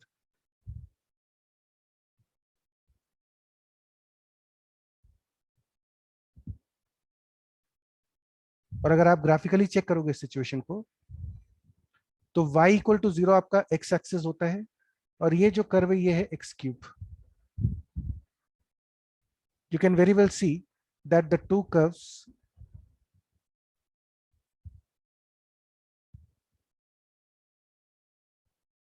are not touching each other but they are intersecting. तो multiplicity even होने पर आप बोल सकते हैं कि curves touch करेंगे, multiplicity odd होने पर कर्व्स इंटरसेक्ट करते हैं, इवन होने पे टच करते हैं। और मेथड 2 का एक ड्रॉबैक भी है। मेथड 2 का बच्चों ड्रॉबैक ये है कि ये मेथड सिर्फ तभी लग सकता है जब आप एल्जेब्रिक इक्वेशंस डील कर रहे हो, क्योंकि ट्रिग्नोमेट्रिक इक्वेशन में तो रिपीटेशन का पता चलेगा नहीं। मान लीजिए एक एल्जेब्रिक है, एक्सपोनेंशियल आ जाए तो भी आप रिपीटेड रूट्स कैसे ढूंढोगे। तो ये इसका एक ड्रॉबैक भी है कि ज्यादातर मेथड 2 जो होता है वो एल्जेब्रिक इक्वेशंस में काम कर सकता है। Method 1 is applicable everywhere.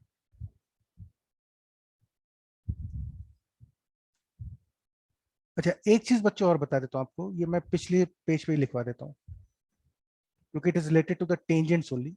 तो मैं एक नोट करके पॉइंट लिख रहा हूँ, ये ध्यान रखिएगा।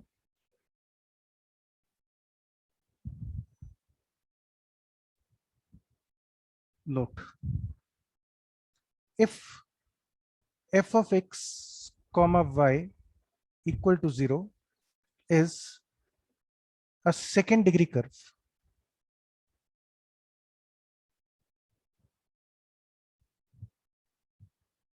यदि बच्चों कोई आपको सेकंड डिग्री कर्व दिया, ध्यान रखना ये मेथड सिर्फ सेकंड डिग्री कर्व्स के लिए वैलिड होता है। तो if you are given any second degree curve, suppose हम f of x comma y को मान लेते हैं x square plus b y square plus 2hxy plus 2gx plus 2fy plus c equal to 0। तो आप देख सकते हो ये एक सेकंड डिग्री कर्व है। F of x comma y is a second degree curve. Now the tangent to the curve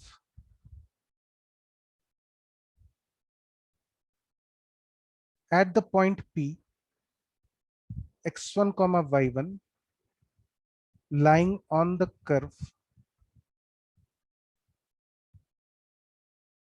ये जो पॉइंट P ये कर्व के ऊपर है, is given by t equal to 0। ये बच्चों ध्यान रखना, ये बहुत काम का फॉर्मूला है। t इक्वल टू 0 ये सिर्फ सेकंड डिग्री कर्व पे काम करता है। सेकंड डिग्री कर्व में भी तब जब पॉइंट कर्व के ऊपर हो। तो मैं एक बार आपको ज्योमेट्रिकली बना के दिखा देता हूँ सिचुएशन क्या बन रही है कि आपके पास कोई सेकंड डिग्री कर्व होगा, लेट्स से कुछ इस टाइप से कर्व है सेकंड डिग्री। इस सेकंड डिग्री कर्व में there is a point p on the curve. ये पॉइंट p कर्व के ऊपर है, तो पॉइंट p पर टेंजेंट की इक्वेशन लिखनी है आपको। This is the tangent.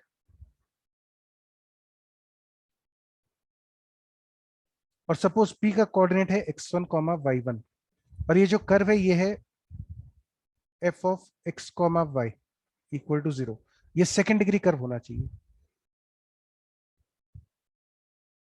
तो आप टेंजेंट की इक्वेशन सीधे t इक्वल टू 0 से लिख सकते हैं। अब ये t क्या चीज होती है? टू कैलकुलेट t, ध्यान से समझना, to calculate t replace half of x in f of x comma y with x1 and half of y with y1।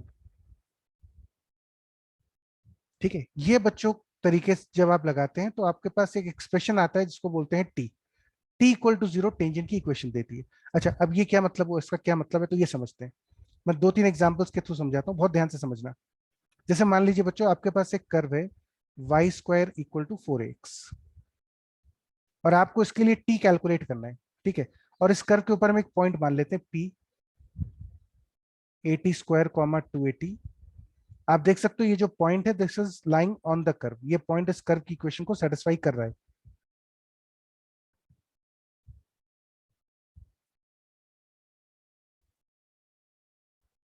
तो फिर t की वैल्यू कैसे कैलकुलेट होगी?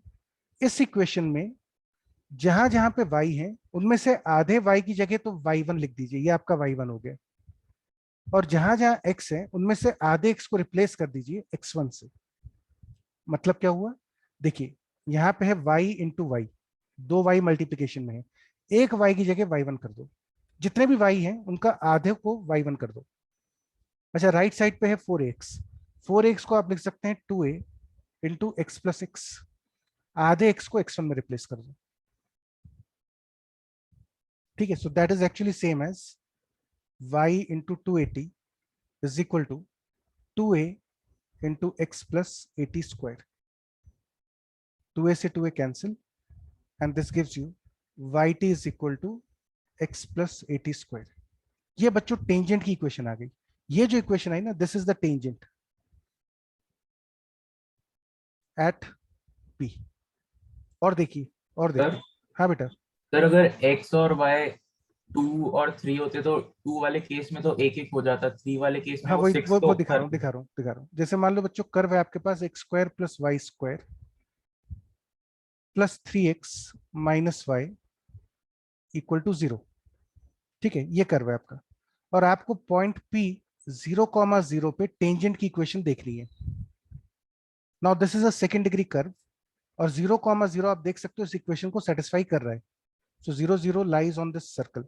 ये कर्व एक सर्कल है, ना भी पता हो तो चलेगा, 0,0 इसको सेटिस्फाई कर रहा है, ये जरूर चेक कर लेना। This method is applicable only when the point P lies on the curve. तो अब देखो क्या करोगे आप, इस इक्वेशन को ऐसा सोचिए, x इंटू एक्स, 2x है यहाँ पे, एक x की जगह x1 कर देंगे, प्लस वाई स्क्वायर का मतलब हुआ y इंटू वाई, एक y की जगह y1 कर दो, प्लस अब यहाँ पे लफड़ा हो गया, यहाँ पे तो बच्चों x जो है वो ऑड नंबर ऑफ टाइम्स आ गए, 3 टाइम्स। तो हम इसको एक काम करते हैं, ऐसा कर लेते हैं, 3/2 इंटू 2x, यानी 3/2 टाइम्स x प्लस x, कोई दिक्कत नहीं, और एक x की जगह x1 कर दो, फिर माइनस,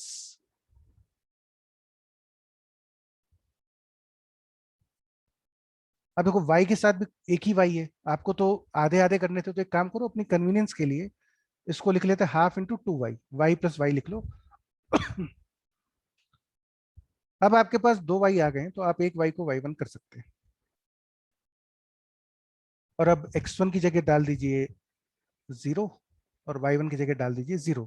तो ये इक्वेशन सिंप्लीफाई करके आ जाएगी 3/2, ये वाले तो दोनों 0 0 बन जाएंगे, x plus 0 minus half y plus 0 is equal to 0, which will be same as 3x minus y equal to 0।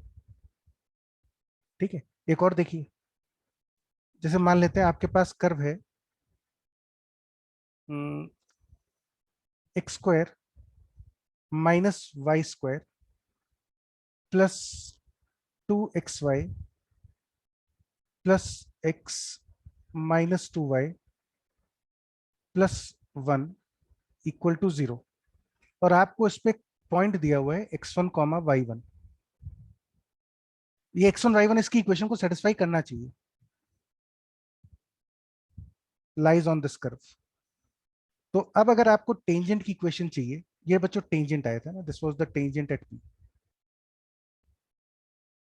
अब अगर आपको P पॉइंट पे टेंजेंट चाहिए तो आप क्या करेंगे, देखिए फिर से, x इंटू एक्स, एक x की जगह x1, y इंटू वाई, एक y की जगह y1, प्लस 2xy, इसको बच्चों लिख सकते हो xy प्लस xy।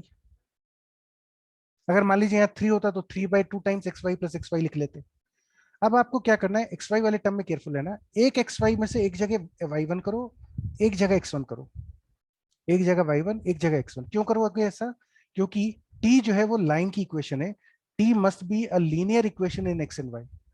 ये जो इक्वेशन बननी चाहिए xy में लीनियर बननी चाहिए। लीनियर मतलब हुआ कि xy की पावर का सम 1 आ रहा हो।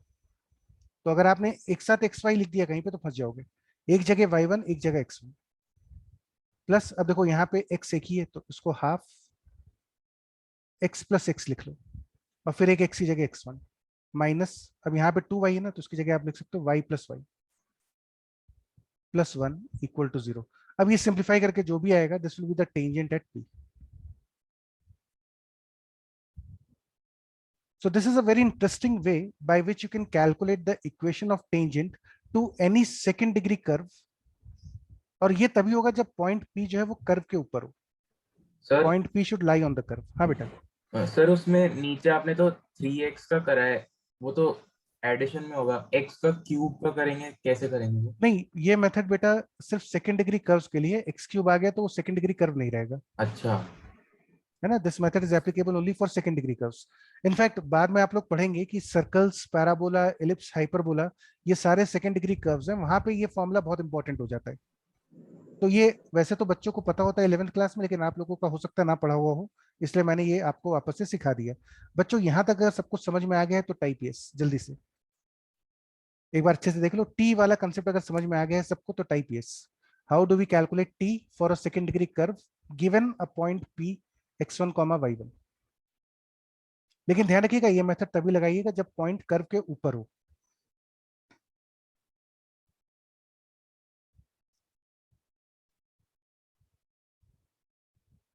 चलिए तो वापस से बच्चों अब हम चलते हैं क्वेश्चंस के ऊपर। हमने एंगल ऑफ इंटरसेक्शन देखा था कर्व्स का, ऑर्थोगोनल इंटरसेक्शन देखा, टच करने वाली कंडीशन भी देखी।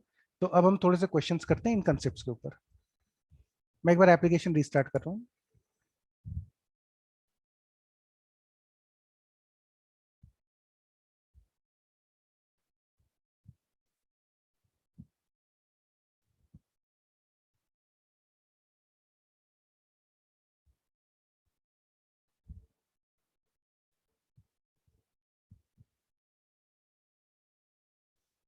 तो चलिए बच्चों शुरू करते हैं।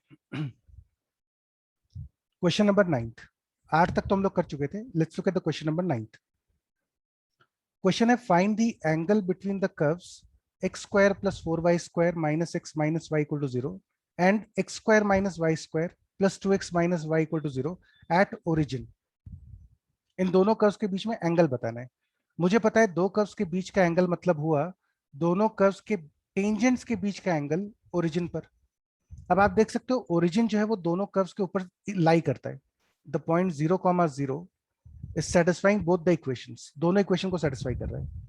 तो यदि 0,0 दोनों इक्वेशन को सेटिस्फाई कर रहा है और दोनों इक्वेशन सेकंड डिग्री कर्व्स हैं, तो tangent to the curve C1 at 0,0 is t equal to 0, है ना। पहले वाले कर्व पे यदि आप टेंजेंट कैलकुलेट करोगे 0,0 पे तो t equal to 0 लगा सकते हो, क्योंकि ये सेकंड डिग्री कर्व है और 0,0 इस इक्वेशन को सेटिस्फाई कर रहा है। तो अब t equal to 0 लगाओगे तो कितना हो जाएगा, x इंटू x1 प्लस, अभी मैं आपको समझाने के लिए इतना लिख रहा हूं, नहीं तो डायरेक्टली लिखते हैं।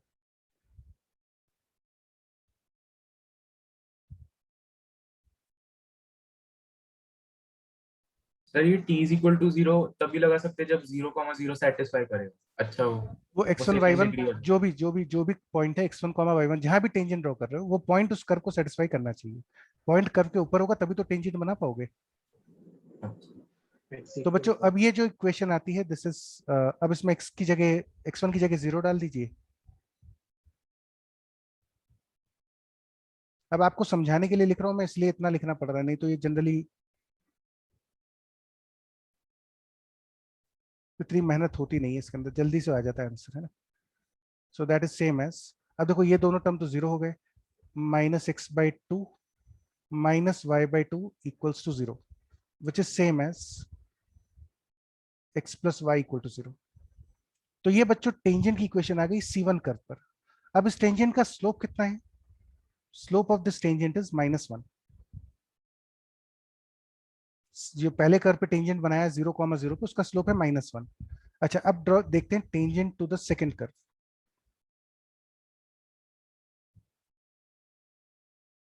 एट 0,0 0,0 सेकंड कर्व को भी सेटिस्फाई कर रहा है, पॉइंट इसी कर्व के ऊपर है और ये सेकंड डिग्री कर्व भी है। आप वापस से t = 0 लगा सकते हो, डिफरेंशिएशन की जरूरत नहीं है। And your formula becomes x into x1, अब मैं डायरेक्ट कर रहा हूं, -y into y1 plus x plus x1 minus half y plus y1 equal to 0। ये दोनों तो 0 हो जाएंगे और आपके पास आ जाएगा 2x minus y equal to 0, which implies slope m2 of the tangent is 2। यहां पे बच्चों टेंजेंट की स्लोप आ गई 2। अब हमको चाहिए एंगल बिटवीन द कर्व्स, तो angle between the curves is defined as the angle between the tangents. तो आपको m1 m2 के बीच का एंगल निकालना है। tan alpha is given bye, अभी हमने एक फॉर्मूला आपको बोला था याद करने को, m1 minus m2 upon 1 plus m1 m2, ये लगाते रहिए। m1 माइनस m2 मतलब हो गया 2 minus -1 upon 1 plus m1 m2।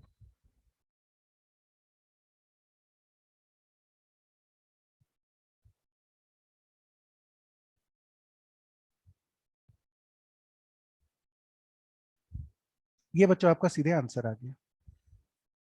अब इस क्वेश्चन में हमने देखो डिफरेंशिएशन का इस्तेमाल नहीं करा, क्यों नहीं करा, क्योंकि सेकंड डिग्री कर्व दिए थे। सेकंड डिग्री कर्व में यदि पॉइंट कर्व पे ऊपर हो तो आप सीधे t = 0 लगा सकते हो। ये स्टैंडर्ड फॉर्मूला है, आपको कोई प्रूव करने की जरूरत नहीं है सब्जेक्टिव एग्जाम्स में भी, ठीक है। तो and you get the answer कि angle between the curves at origin is tan inverse 3। अच्छा एक और मजेदार रिजल्ट होता है वैसे तो, अब वैसे आप चाहो तो याद करना कर लो, but this is again a very beautiful result कि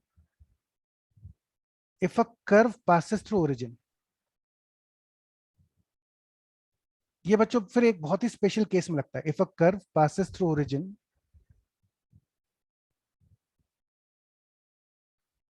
then the tangent at the point, then the tangent at origin can be directly written, can be directly obtained कर लो चाहो तो, can be directly obtained by equating the lowest degree terms to 0.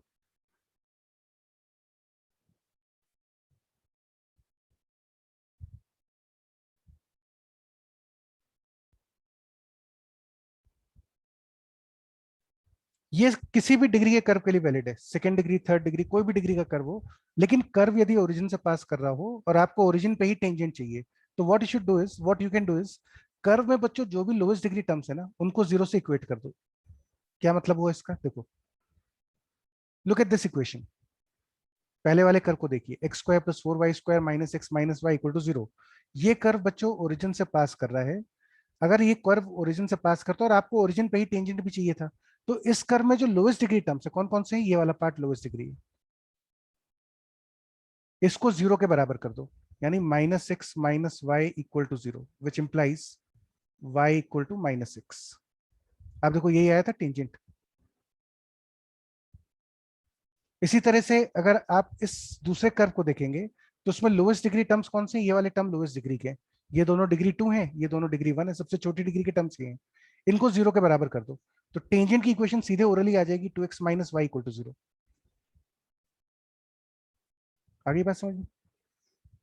चलिए एक इसी चीज को एक और जगह पे यूज करते हैं। Let's look at the 10th question.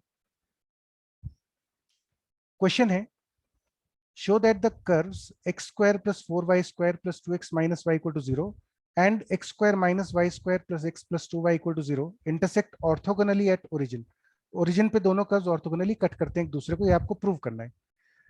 तो इसके लिए हम क्या करेंगे कि ओरिजिन पे दोनों कर्व्स पे टेंजेंट्स निकालेंगे, उनके स्लोप्स निकालेंगे और फॉर्मूला लगाएंगे m1 minus m2 upon 1 plus m1 m2। तो देखिए, tangent to c1 at origin,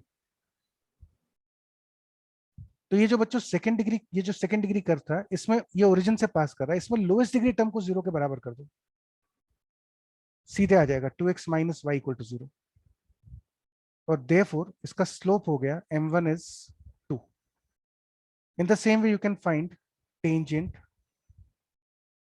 to c2 at origin. अब यहां पे देखो लोएस्ट डिग्री टर्म्स है ये वाले, x plus 2y equal to 0, ये टेंजेंट की इक्वेशन आ गई, और देयरफॉर m2 की वैल्यू आ जाएगी -1/2। Now what is the value of m1 into m2? -1। m1 m2 की वैल्यू -1, इसका मतलब क्या हुआ, देयरफॉर टेंजेंट्स आर परपेंडिकुलर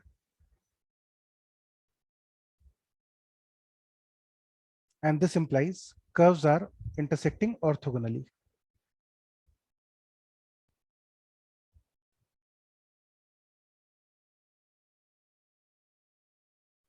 ठीक है ना, कर्व्स इंटरसेक्ट ऑर्थोगोनली। चलिए एक और देखते हैं। Prove that the curves y equal to x square and y equal to 5/4 minus x square by 4 intersect orthogonally in the first quadrant। आपको प्रूव करना है ये दोनों कर्व्स एक दूसरे को ऑर्थोगोनली कट करेंगे फर्स्ट क्वाड्रेंट में। ठीक है, चलिए हम मान लेते हैं let the point of intersection be alpha comma beta. दोनों कर्व्स हम अज्यूम कर रहे हैं अल्फा बीटा पे इंटरसेक्ट करते हैं। जरूरत पड़ने पे बच्चों हम चाहें तो अल्फा बीटा कैलकुलेट कर सकते हैं, है ना। You can obtain alpha beta by solving the two equations. इसको सॉल्व करके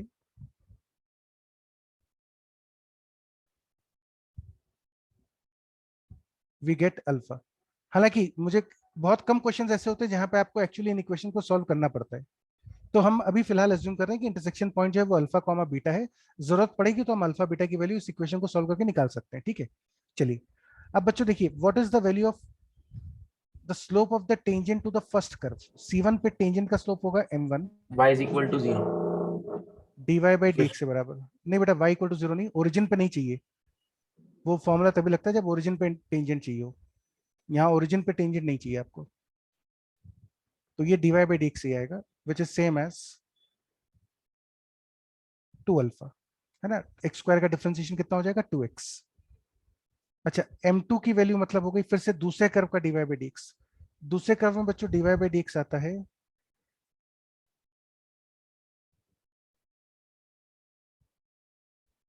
माइनस x/2, है ना। इसको डिफरेंशिएट करोगे तो dy बाई dx आ जाएगा minus x/2। So that is same as minus α/2। ठीक है। So therefore what is the value of m1 m2? The value of m1 m2 is minus times alpha square. लेकिन ये बच्चों -1 तो आया नहीं, ये तो माइनस अल्फा स्क्वायर आ गया। अब मतलब उसका ये हुआ कि मुझे अल्फा स्क्वायर की जरूरत पड़ेगी। और अल्फा स्क्वायर कैसे मिलेगा, हम इस इक्वेशन को सॉल्व कर देते हैं।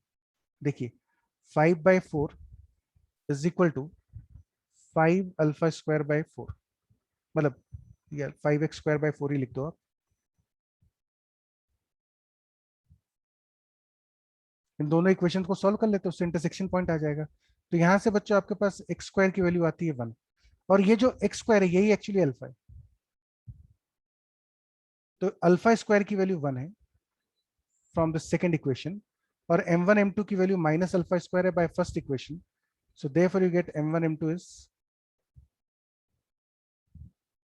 which implies that the curves intersect orthogonally.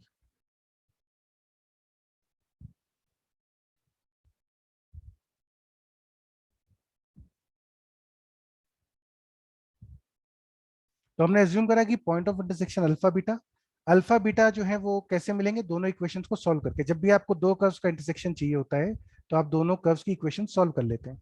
उससे आपको अल्फा की वैल्यू पता चल गई, अल्फा स्क्वायर बना गया। और m1 m2 तो dy बाई dx आ ही गए थे, यहाँ वैल्यू पुट कर दो, यू गेट द आंसर। एक और देखिए, prove that the curves y square equal to 4x and y equal to e to the power minus x by 2a intersect orthogonally. We again assume that let point of intersection be alpha beta.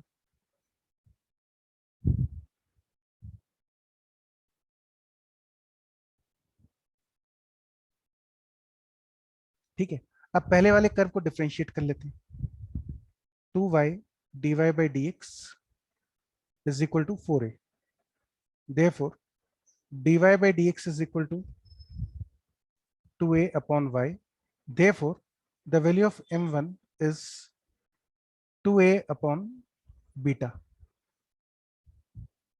अब second वाले बच्चों curve को differentiate कर लो।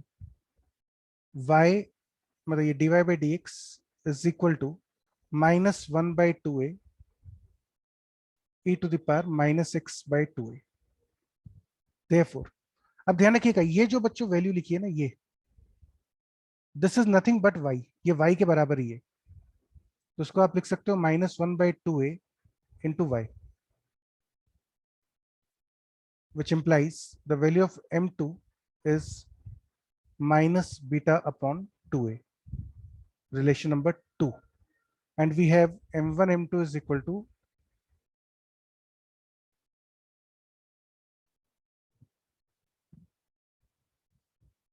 -1, which implies that the curves intersect orthogonally. आप देखिए इस case में हमने point of intersection alpha beta calculate नहीं करा, जरूरत नहीं पड़ी। ऊपर वाले क्वेश्चन में जरूरत पड़ी थी, यहाँ आपको अल्फा की जरूरत पड़ी थी, लेकिन in this particular question there was no need of calculating the values of alpha beta. हमको इक्वेशन सॉल्व करने की जरूरत नहीं पड़ती।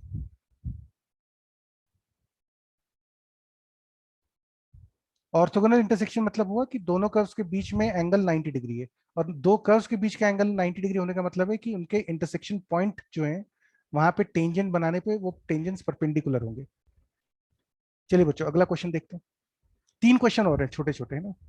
If the two curves y square equal to 4a into x minus b1 and x square equal to 4a into y minus b2 touch each other, then find the locus of their point of contact.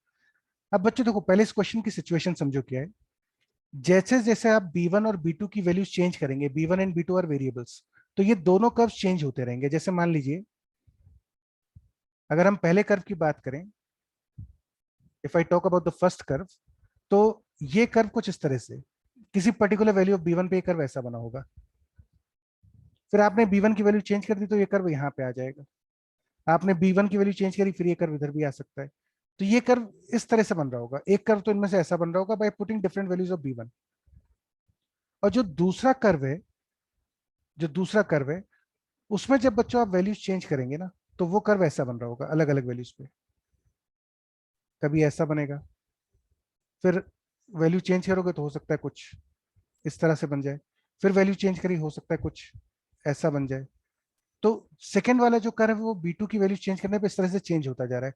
आप देखोगे कि ये दोनों curves एक दूसरे को जिस point पे टच कर रहे हैं, वो पॉइंट ऑफ कांटेक्ट जो है वो अलग अलग जगह पे चेंज हो रहा है, डिपेंडिंग ऑन कि ऑरेंज कर्व कहाँ बनेगा, ब्लू कर्व कहाँ बनेगा। ये पॉइंट ऑफ कांटेक्ट की पोजीशन अलग अलग जगह पर आएगी।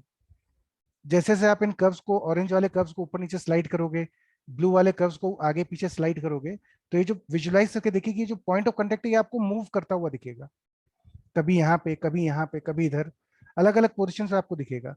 तो लोकस बताने का मतलब है कि ये पॉइंट ऑफ कांटेक्ट किस कर्व के ऊपर मूव करता हुआ विजुलाइज होगा हमको, आपको उस कर्व की इक्वेशन बतानी है, दैट इज अ लोकस। ठीक है, तो देखिए कैसे शुरू करते हैं। हम अज्यूम करते हैं कि let the locus of point of contact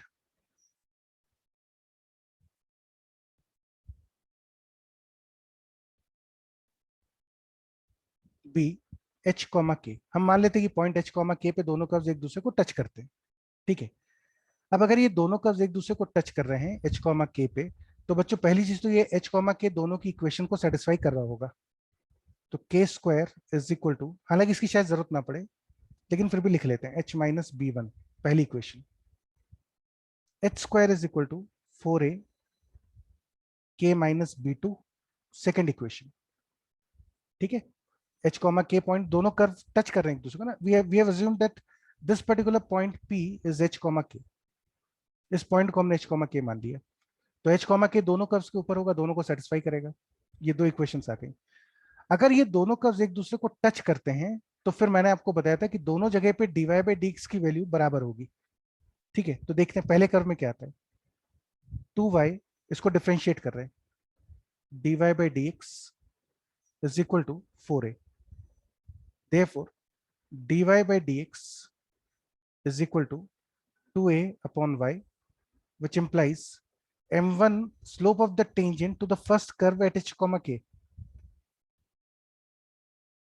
is equal to 2a upon k at the point p, है ना, हमको इस पॉइंट से ही मतलब है, तो हमने h, k पे टेंजेंट का स्लोप निकाला तो वो आया 2a upon k। अच्छा, अब सेकेंड वाले कर्व को डिफरेंशिएट कर लो, 2x is equal to 4a dy by dx, which implies dy by dx is equal to x upon 2a, which implies m2 is h upon 2a at the point p। अगर ये दोनों curves एक दूसरे को touch कर रहे हैं तो m1 should be equal to m2,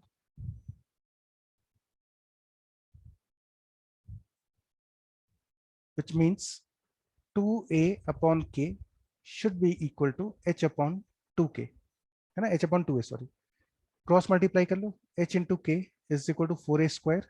इसका मतलब बच्चों ये जो पॉइंट है h, k, वो ये कंडीशन सेटिस्फाई करेगा, h into k equal to 4a square आना चाहिए। और a जो है ये कांस्टेंट वैल्यू है, a is a constant value. अगर ये b1 b2 के टर्म्स में आता तो लफड़ा होता, ये तो a के टर्म्स में ही आ गया, a is a constant value. तो इसका मतलब ये जो पॉइंट h, k है, therefore the point h, k lies on the curve xy equal to 4a square, and this is your answer। यही आपका लोकस हो गया। ये जो पॉइंट p आपको मूव करते हुए दिखेंगे, ये xy equal to 4a square curve के ऊपर मूव करता हुआ दिखेगा। ठीक है, जब भी लोकस के क्वेश्चन हो तो हमेशा पॉइंट ऑफ कांटेक्ट को h, k मानिए, फिर जैसा ऐसा बोल रहा है वैसा ही करते जाओ। और आपका ऑब्जेक्टिव क्या होता है, you have to find h, k in terms of given constants, h, k और गिवन कॉन्स्टेंट में रिलेशन ढूंढना, ये आपका ऑब्जेक्टिव होता है लोकस के क्वेश्चंस में। अभी एक और आएगा लोकस का क्वेश्चन। चलो पहले एक बच्चे 15th वाला मैं करवा दूं आपको, है ना। Let's first solve this 15th question, locus का ही है तो पहले इसको देख लेते हैं। क्वेश्चन है xy equal to c square and root x plus root y equal to root a intersect orthogonally. ये दोनों कर्व्स एक दूसरे को ऑर्थोगोनली कट करते हैं, तो find the locus of their point of intersection. तो इसका मतलब बच्चों ये हुआ कि एक ये कर्व है xy equal to c square, ये मैं आपको समझाने के लिए बना रहा हूँ, ऐसे जरूरत नहीं होगी क्वेश्चन में इसकी। X y equal to c square बच्चों इस टाइप का कर्व होता है। तो जैसे जैसे आप सी की वैल्यू चेंज करोगे ये कर्व चेंज होता रहेगा, कभी ऐसा बन जाएगा, कभी इस तरह से बनेगा, है ना। तो by changing the values of c the curve will keep on changing, इस टाइप से चेंज होता रहेगा। अच्छा, root x plus root y equal to root a जो है, ये एक कुछ अलग टाइप का कर्व है। मान लीजिए ये कुछ सर इस टाइप का कर्व होगा। हाँ बेटा, सर इसमें सी और ए में से कौन वेरिएबल है और कौन दोनों कांस्टेंट? दोनों दोनों वेरिएबल होने पड़ेंगे, क्योंकि अगर आपने रूट ए को कांस्टेंट मान लिया तो फिर तो ये फिक्स कर्व हो गया ना, कर्व मूव ही नहीं करेगा। हम देखो इस टाइप का कर्व हम चाहते हैं कि ऑरेंज वाला कर्व भी मूव कर रहा हो अलग अलग पोजीशन पर, और ब्लू वाला कर्व भी मूव कर रहा हो, तभी इनके जो पॉइंट ऑफ इंटरसेक्शन है वो चेंज होंगे। Okay sir. ठीक है, तो दोनों वेरिएबल है, ए और सी दोनों वेरिएबल है। आपको बताना है इनके इंटरसेक्शन पॉइंट्स का लोकस, अगर ये दोनों कर्व्स परपेंडिकुलर हो तो। अज्यूम करिए let locus be h comma k, है ना, एच कॉमा के लोकस है। तो अब बच्चों देखो, पहले कर्व पे एच कॉमा के पहले कर्व को सेटिस्फाई करेगा, तो you have h into k equal to c square. H comma k second equation को भी सेटिस्फाई करेगा, root h plus root k equals to root a. हो सकता है इनकी जरूरत पड़े, हो सकता है ना पड़े, मुझे नहीं पता, लेकिन ये दोनों मैंने लिख लिया अभी तो। अब बच्चों एच कॉमा के पॉइंट पे पहले कर्व पे d y by d x value कितनी आएगी? सर इसमें तो हाँ, इंटरसेक्ट बोला है ऑर्थोगोनली, तो अपन तो टैंजेंट मान रहे हैं ना। कहाँ टेंजेंट माना बेटा, अभी तो हमने लोकस ही माना, एच कॉमा के इंटरसेक्शन पॉइंट ही माना। मतलब आपने जो कर्व्स नहीं जैसे, नहीं, ये कर्व रफ रफ फिगर है, ये तो मैंने आपको समझाने के लिए बनाया है सिर्फ। ये हाँ टच करता हुआ मैं इंटरसेक्शन भी हो रहा होगा मुझे नहीं पता, वो तो मैंने ऐसे ही बना दिए कर्व को समझाने के लिए कि सी और ए दोनों वेरिएबल्स हैं। Yes sir. तो जो रूट एच प्लस रूट के इक्वल टू रूट है, ये दो इक्वेशन मैंने लिख ली। अब हम क्या कर रहे हैं, पहले कर्व पे d y by d x value निकाल रहे हैं। यहाँ पे जब आप डिफरेंशिएट करेंगे तो प्रोडक्ट रूल लगेगा, x into dy by d x plus y, x का differentiation 1 equal to 0, which means dy by dx is equal to minus y upon x. Therefore, पहले कर्व पे टेंजेंट की slope eight the point p will be minus k upon h। ये एक relation आपके पास आ गया। इसी तरह से आप सेकेंड वाले कर्व को डिफरेंशिएट कर लेते हैं, 1 upon 2 root x plus 1 upon 2 root y dy by dx equal to 0, and this means कि dy by dx की वैल्यू यहां से आ जाएगी माइनस टाइम्स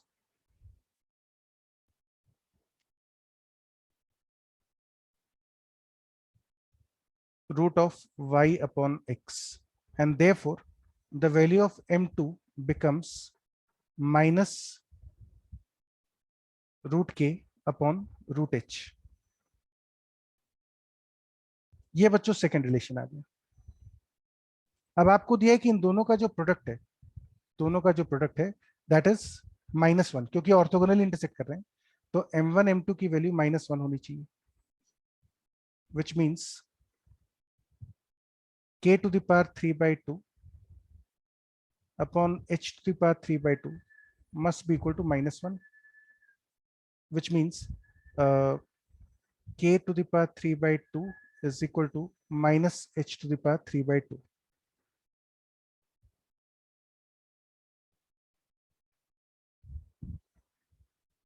ठीक है, और अब इसको दोनों तरफ चाहे तो स्क्वायर कर दीजिए,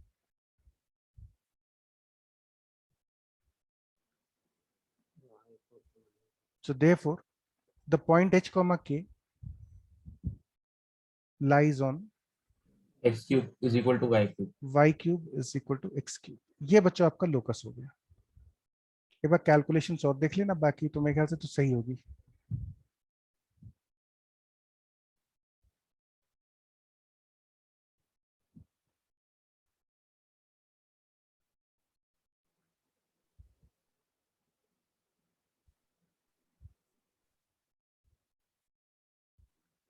x इक्वल टू y पे भी छोड़ सकते हैं। हाँ, मतलब this will obviously simplify to y equal to x, इसमें से एक answer y equal to x होगा, जो भी आता हो, मतलब सिंप्लीफाई कर लेना आप इसको। ठीक है, तो बच्चों बस एक लास्ट क्वेश्चन और है, this is question number 14th, और फिर हम सेशन वाइंड अप करते हैं। और इसके अलावा बच्चों मैंने आपको कुछ क्वेश्चंस दे रखे हैं, देयर आर अराउंड 8-9 क्वेश्चंस, इनको एक बार ट्राई, 8-9 नहीं है, 4 ही है, ये 4 क्वेश्चंस एक बार ट्राई कर लेना घर पे ना, these are for the homework. एक क्वेश्चन सर पहले दिया उसमें था, से तो 2 इक्वेशन निकल जाएंगी ना नीचे वाले में से? हाँ 2 इक्वेशंस आ जाएंगे उसमें से। ये बच्चों 4 क्वेश्चंस घर पे कर लीजिएगा, जो आज पढ़ा है उसी के ऊपर है, ठीक है। और एक क्वेश्चन पहले आपको दिया था, total 5 question for the homework. तो कल वाले सेशन में जब आप आएंगे तो यहाँ तक का काम करके आइएगा। एक लास्ट क्वेश्चन और निपटा लेते हैं, 14th वाला।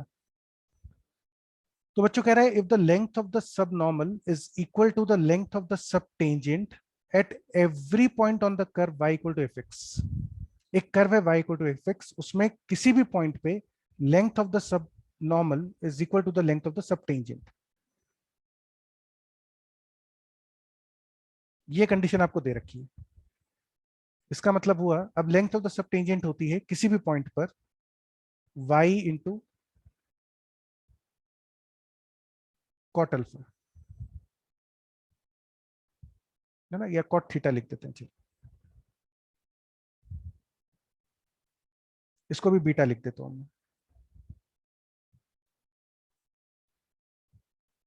ये चलो y चलने दो, is equal to length of the सब नॉर्मल होता है y इंटू टेन थीटा,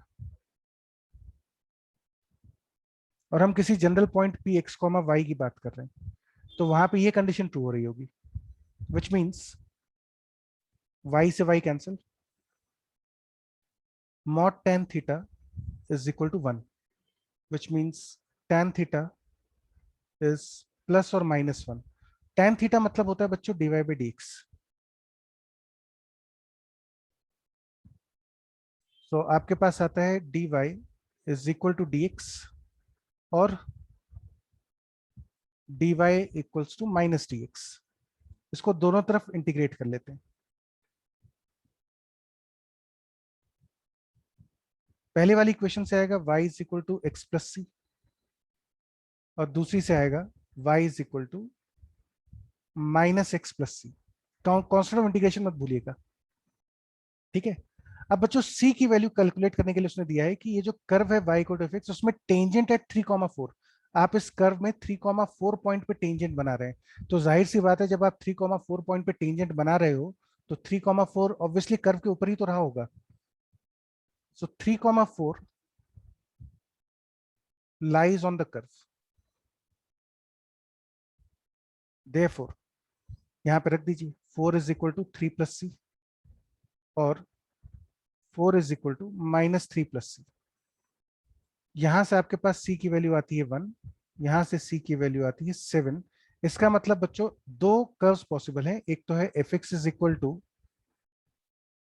एक तो ये वाला कर्व हो गया पहला जिसमें c की वैल्यू 1 थी, तो fx equal to x plus 1, और दूसरा कर्व पॉसिबल है fx इज इक्वल टू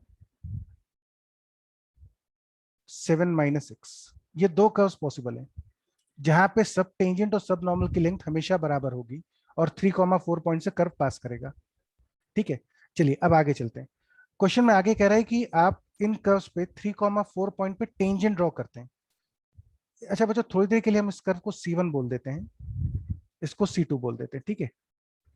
तो देखिए C1 कर्व, अगर C1 कर्व को आप देखोगे तो y equal to x plus 1, ये स्ट्रेट लाइन है, this is a straight line जिसकी वैल्यू x इक्वल टू -1 पे 0 है, और ये ऐसा बनेगा।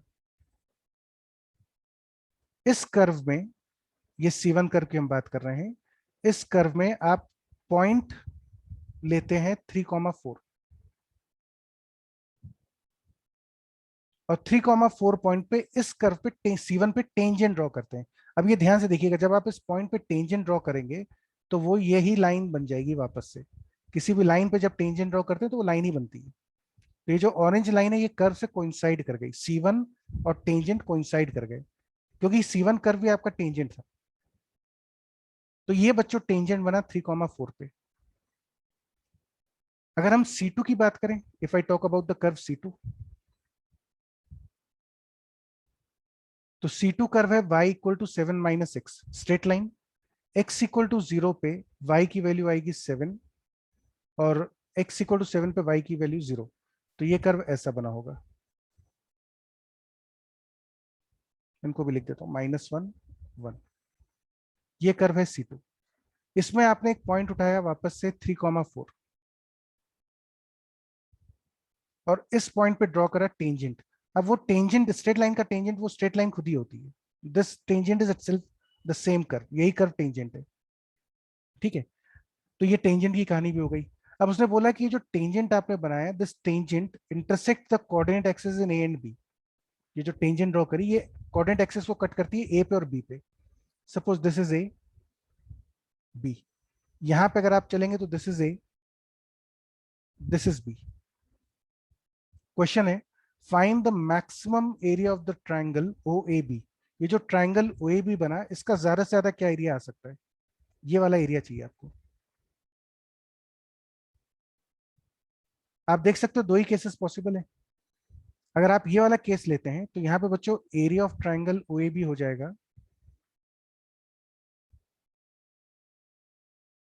Half into base into height, यानी कि 1/2। सेकेंड वाले कर्व में यदि आप एरिया निकालेंगे तो area of triangle A O B will be half into base into height, which is 49/2। तो मैक्सिमम Sir? कौन सी वैल्यू आई? ये 1/2 आया, ये 49/2 आया। सो therefore the maximum area of the triangle is 49/2। हाँ बेटा बोलो। सर टेंजेंट जो होती है वो कर्व को एक पॉइंट पे नहीं नहीं इंटरसेक्ट नहीं करती है अरे तो नहीं, टेंजेंट एक पॉइंट पे टच नहीं करती। टेंजेंट जो होती है वो लिमिटिंग पोजीशन होती है सेकंड की। मतलब इनफैक्ट तो सर इसमें आपने टेंजेंट को कैसे बोला कि भाई टेंजेंट का सिंपल सा तरीका होता है कि आपको जिस पॉइंट पे टेंजेंट बनाना है उस पॉइंट पे कर्व का डिफरेंशिएशन निकाल लीजिए और एक लाइन बना दीजिए उस स्लोप के उस पॉइंट से। जो भी लाइन है वही टेंजेंट है। जरूरी नहीं होता कि टेंजेंट जो है वो कर्व को टच करे। जैसे मान लो अगर हम एक ये कर्व बनाएं और इस पॉइंट पे यदि आप टेंजेंट ड्रॉ करोगे पी पॉइंट पे, तो ये टेंजेंट कर्व को कट करेगा। ये टच करके नहीं जा रहा है, ये तो आगे कट भी कर रहा है, तो भी ये टेंजेंट है। और कई बार टेंजेंट जो होता है वो कर्व को कट करता हुआ जाता है। जैसे अगर आप एक्स क्यूब का ग्राफ देखोगे ना, y equal to x cube, तो y equal to x cube में ये जो x एक्सिस है ये सरप्राइजिंगली और इंटरेस्टिंगली टेंजेंट ही है। ये टेंजेंट है। टेंजेंट अब की बार आपको दिख रहा है ग्राफ को कट करती हुई जा रही है। तो ऐसा वो छोटे बच्चों को पढ़ाते हैं सर्कल्स में 9th-10th में कि एक लाइन जो कर्व को टच करे, क्योंकि उनको कैलकुलस के फंडे होते नहीं है। लेकिन एक्चुअली टेंजेंट जो होता है ये कर्व को क्रॉस करके भी जा सकता है। ऐसा भी हो सकता है कि एक जगह पे टच करे दूसरी जगह क्रॉस कर जाए, और ऐसा भी हो सकता है कि सिर्फ एक जगह टच करे। तो मतलब कुल मिला के टेंजेंट एक स्ट्रेट लाइन होती है जिसमें आप इस पॉइंट पे डिफरेंशिएट करके स्लोप निकालते हैं और इस पॉइंट से एक इक्वेशन को पास करवा देते हैं। अब ये चाहे कर्व को कट करे, चाहे कर्व से ओवरलैप हो, चाहे कर्व को इंटरसेक्ट करके जाए, उससे कोई फर्क नहीं पड़ता। ये सभी टेंजेंट्स हैं। Okay sir. यही तो कैलकुलस की खूबसूरती है। ये सब पढ़ना है हमको कैलकुलस में कि ऐसा क्यों हो रहा है, क्या है ये सब। तो वो धीरे धीरे सीख जाएंगे। तो सर तो बच्चों, फिर तो हाँ बोलो। इनफाइनाइट टैंजेंट्स हो सकते हैं ना, मतलब पी पॉइंट से। नहीं नहीं यार, आप समझो तो पी पॉइंट का कोऑर्डिनेट तो फिक्स होगा। मान लो पॉइंट है 1,2, कर्व हाँ है y equal to F x. जब आप इसको डिफरेंशिएट करोगे तो f'1 की वैल्यू इनफाइनाइट तो नहीं आएंगी ना। वो हाँ एक ही सर, वैल्यू तो आएगी। f'1 की मतलब 1 आ आपने सकती है, 5 आ सकती है, कुछ भी आ सकती है। अभी आपने जो ये टैंजेंट बना रखा है इसके परपेंडिकुलर पी पॉइंट से अगर आप एक स्ट्रेट लाइन करो तो वो फिर टैंजेंट नहीं होंगी। वो टेंजेंट, बेटा टेंजेंट होने के लिए सबसे जरूरी चीज है कि इस पॉइंट पर इस लाइन का स्लोप f'1 के बराबर होना चाहिए। ये हाँ सबसे जरूरी चीज है। अब आप यहाँ वो से कोई और लाइन बना दोगे तो जरूरी थोड़ी कि उसका स्लोप जो है वो f'1 के बराबर हो। वो केवल इंटरसेक्शन के लाएगा। वो सिंपल इंटरसेक्शन है। Okay sir. तो बच्चों ये 4 क्वेश्चंस याद से कर लीजिएगा, है ना। चैप्टर आसान है ये वाला। एनसीईआरटी से भी आप चाहें तो कर सकते हैं। मेरी तरफ से द चैप्टर इज डन। हालांकि बाद में अभी हम इस पर 4-5 अच्छे क्वेश्चंस और करेंगे, लेकिन थ्योरी जो है इस चैप्टर की कंप्लीट हो गई है। ठीक है, तो ये इंश्योर करिएगा कि ये 4-5 क्वेश्चंस आप कर लें जो दे रखे हैं आपको। तो चलो गाइस, फिर take care and will meet tomorrow. Probably अब ऑफलाइन शुरू हो जाएंगी कल से, तो कल मिलते हैं। सर हाँ बेटा। ऑफलाइन का टाइमिंग्स वगैरह वो और बेटा सब टेस्ट आपको सब होगा? व्हाट्सएप पे आ जाएगा। सब व्हाट्सएप पे मैसेज आ जाएगा। पूरा वीकली टाइम टेबल जो भी है टाइमिंग के साथ सब आ जाएगा। ठीक है। और सर टेस्ट? टेस्ट भी हो जाएगा उसी में, टाइम टेबल में बता देंगे आपको भाई इस दिन टेस्ट के लिए अलग से आना है। ओके अभी आना शुरू करो, फिर टेस्ट तो 2-3 दिन में कभी भी कर लेंगे, ठीक है? चलो guys, we take care and hopefully will meet tomorrow. Thank you sir.